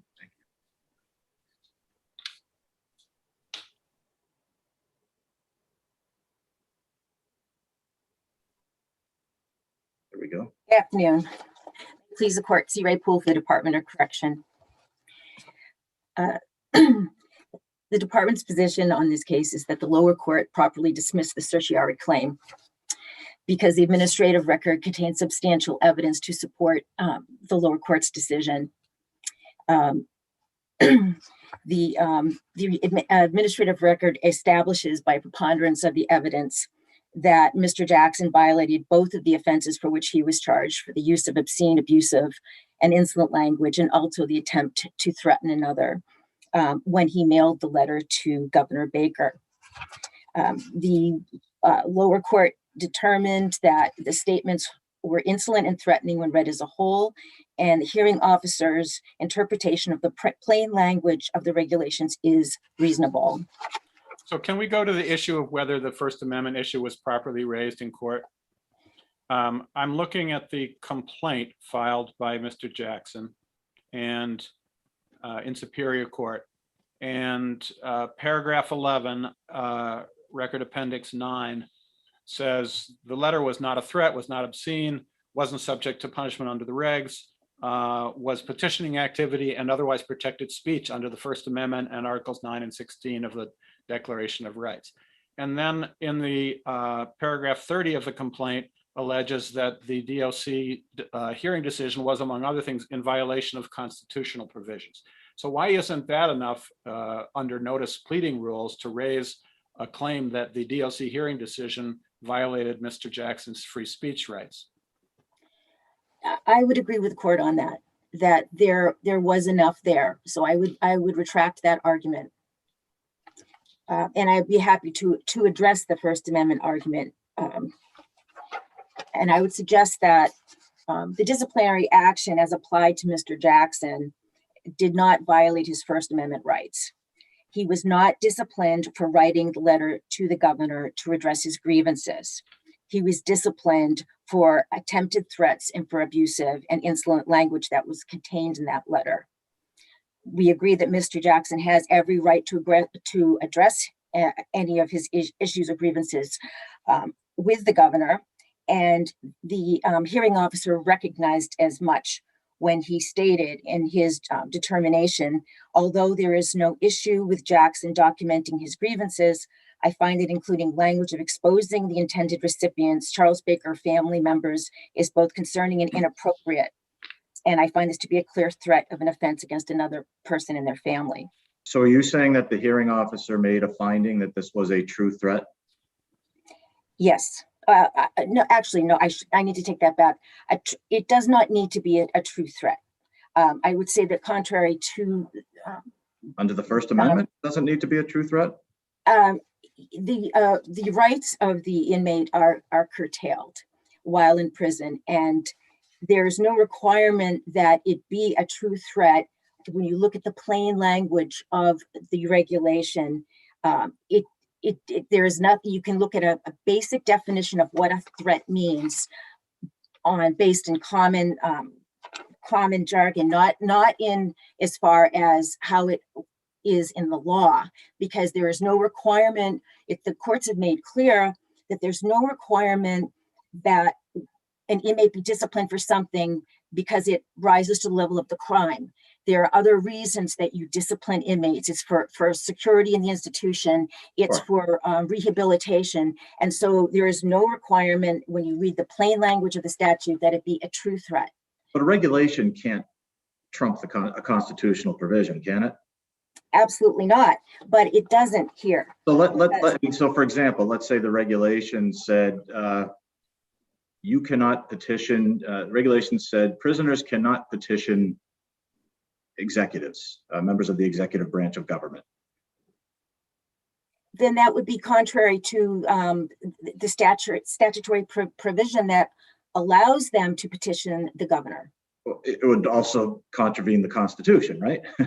Yes, but so just to continue, it seems to me that my understanding anyway of First Amendment law is that in order for this to be this speech to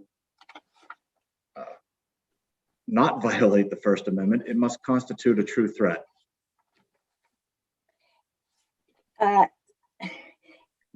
Your Honor, I would say that that is not what it is here because of the way that the language is written. The Turner analysis would come into play. So Turner has a 4-part analysis in determining whether a prison regulation is reasonably related to a legitimate penological interest. And there are 4 factors that need to be considered. Those really haven't been fleshed out in the briefs on appeal. If we decided, and you've, I think, acknowledged that the First Amendment claim was properly raised, does this need to be sent back at least to the Superior Court, if not to the DOC hearing officer, for a determination of whether this regulation as applied to Mr. Jackson in this case satisfies the Turner 4-part analysis?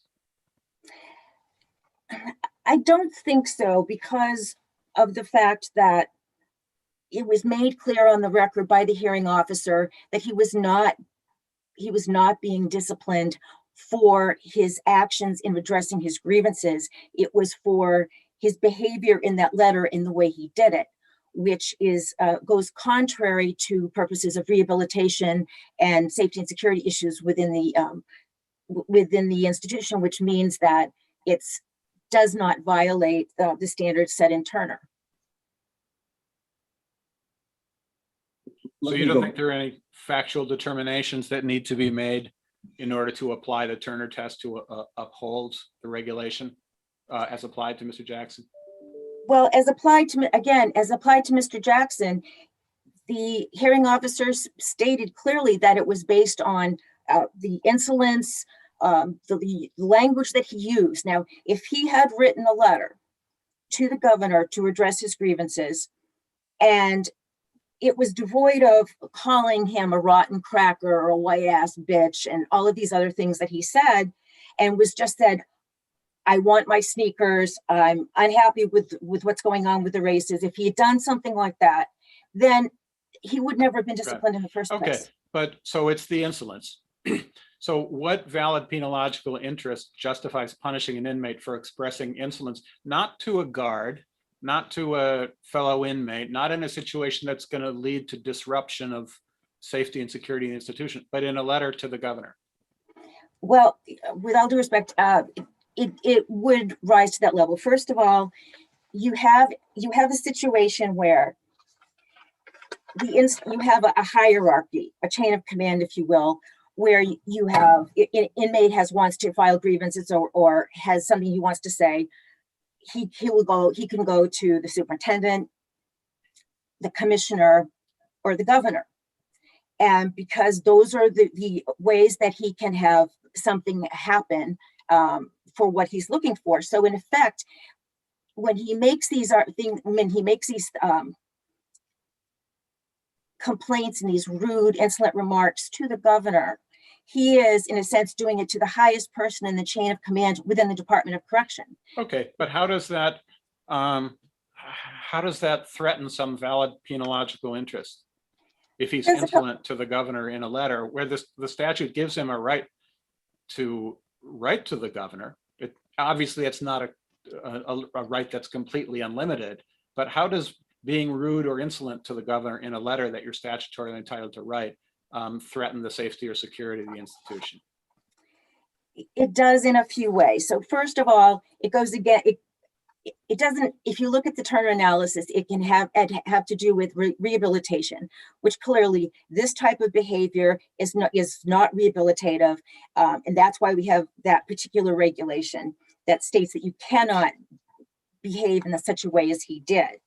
But the other problem is too, that to allow this type of behavior to go on, one of the things that it can do as far as safety and security in the institution is it can encourage other inmates to think that this type of behavior is okay. And it doesn't take a lot for it to escalate into something that could be a disturbance within the prison. So for example, if it were known throughout the prison that he got away with this, but he was able to behave the way that he did, then that might give carte blanche for the inmates to behave, other inmates to behave the same way, and could possibly lead to violence within the institution. And I think that we also, if we look at it, this is not unsimilar or not dissimilar to statements that were made in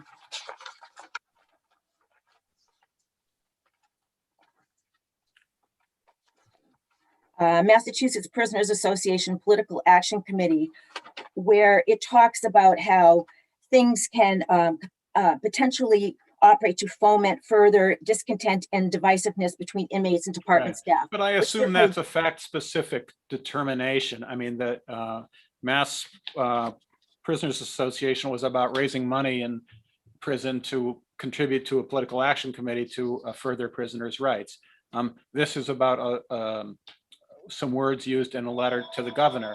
And,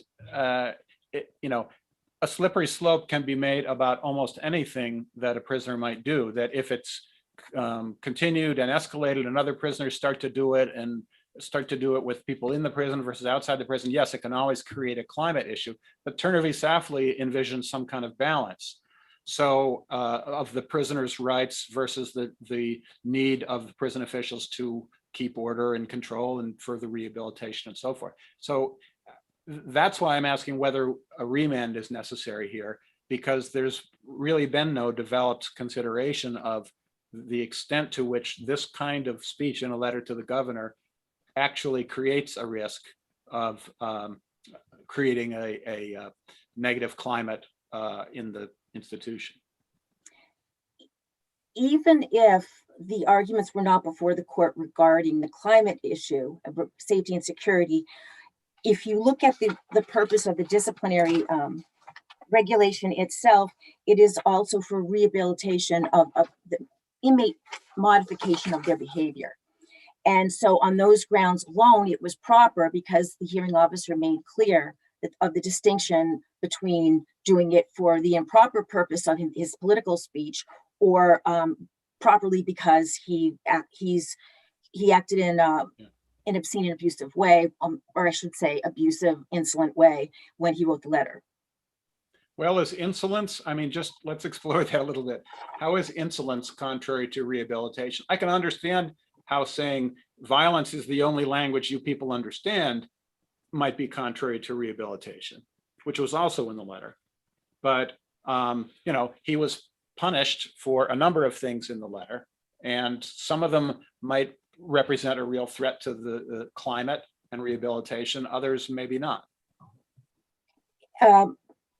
If we're, the regulation itself specifically states that these are things that are prohibited.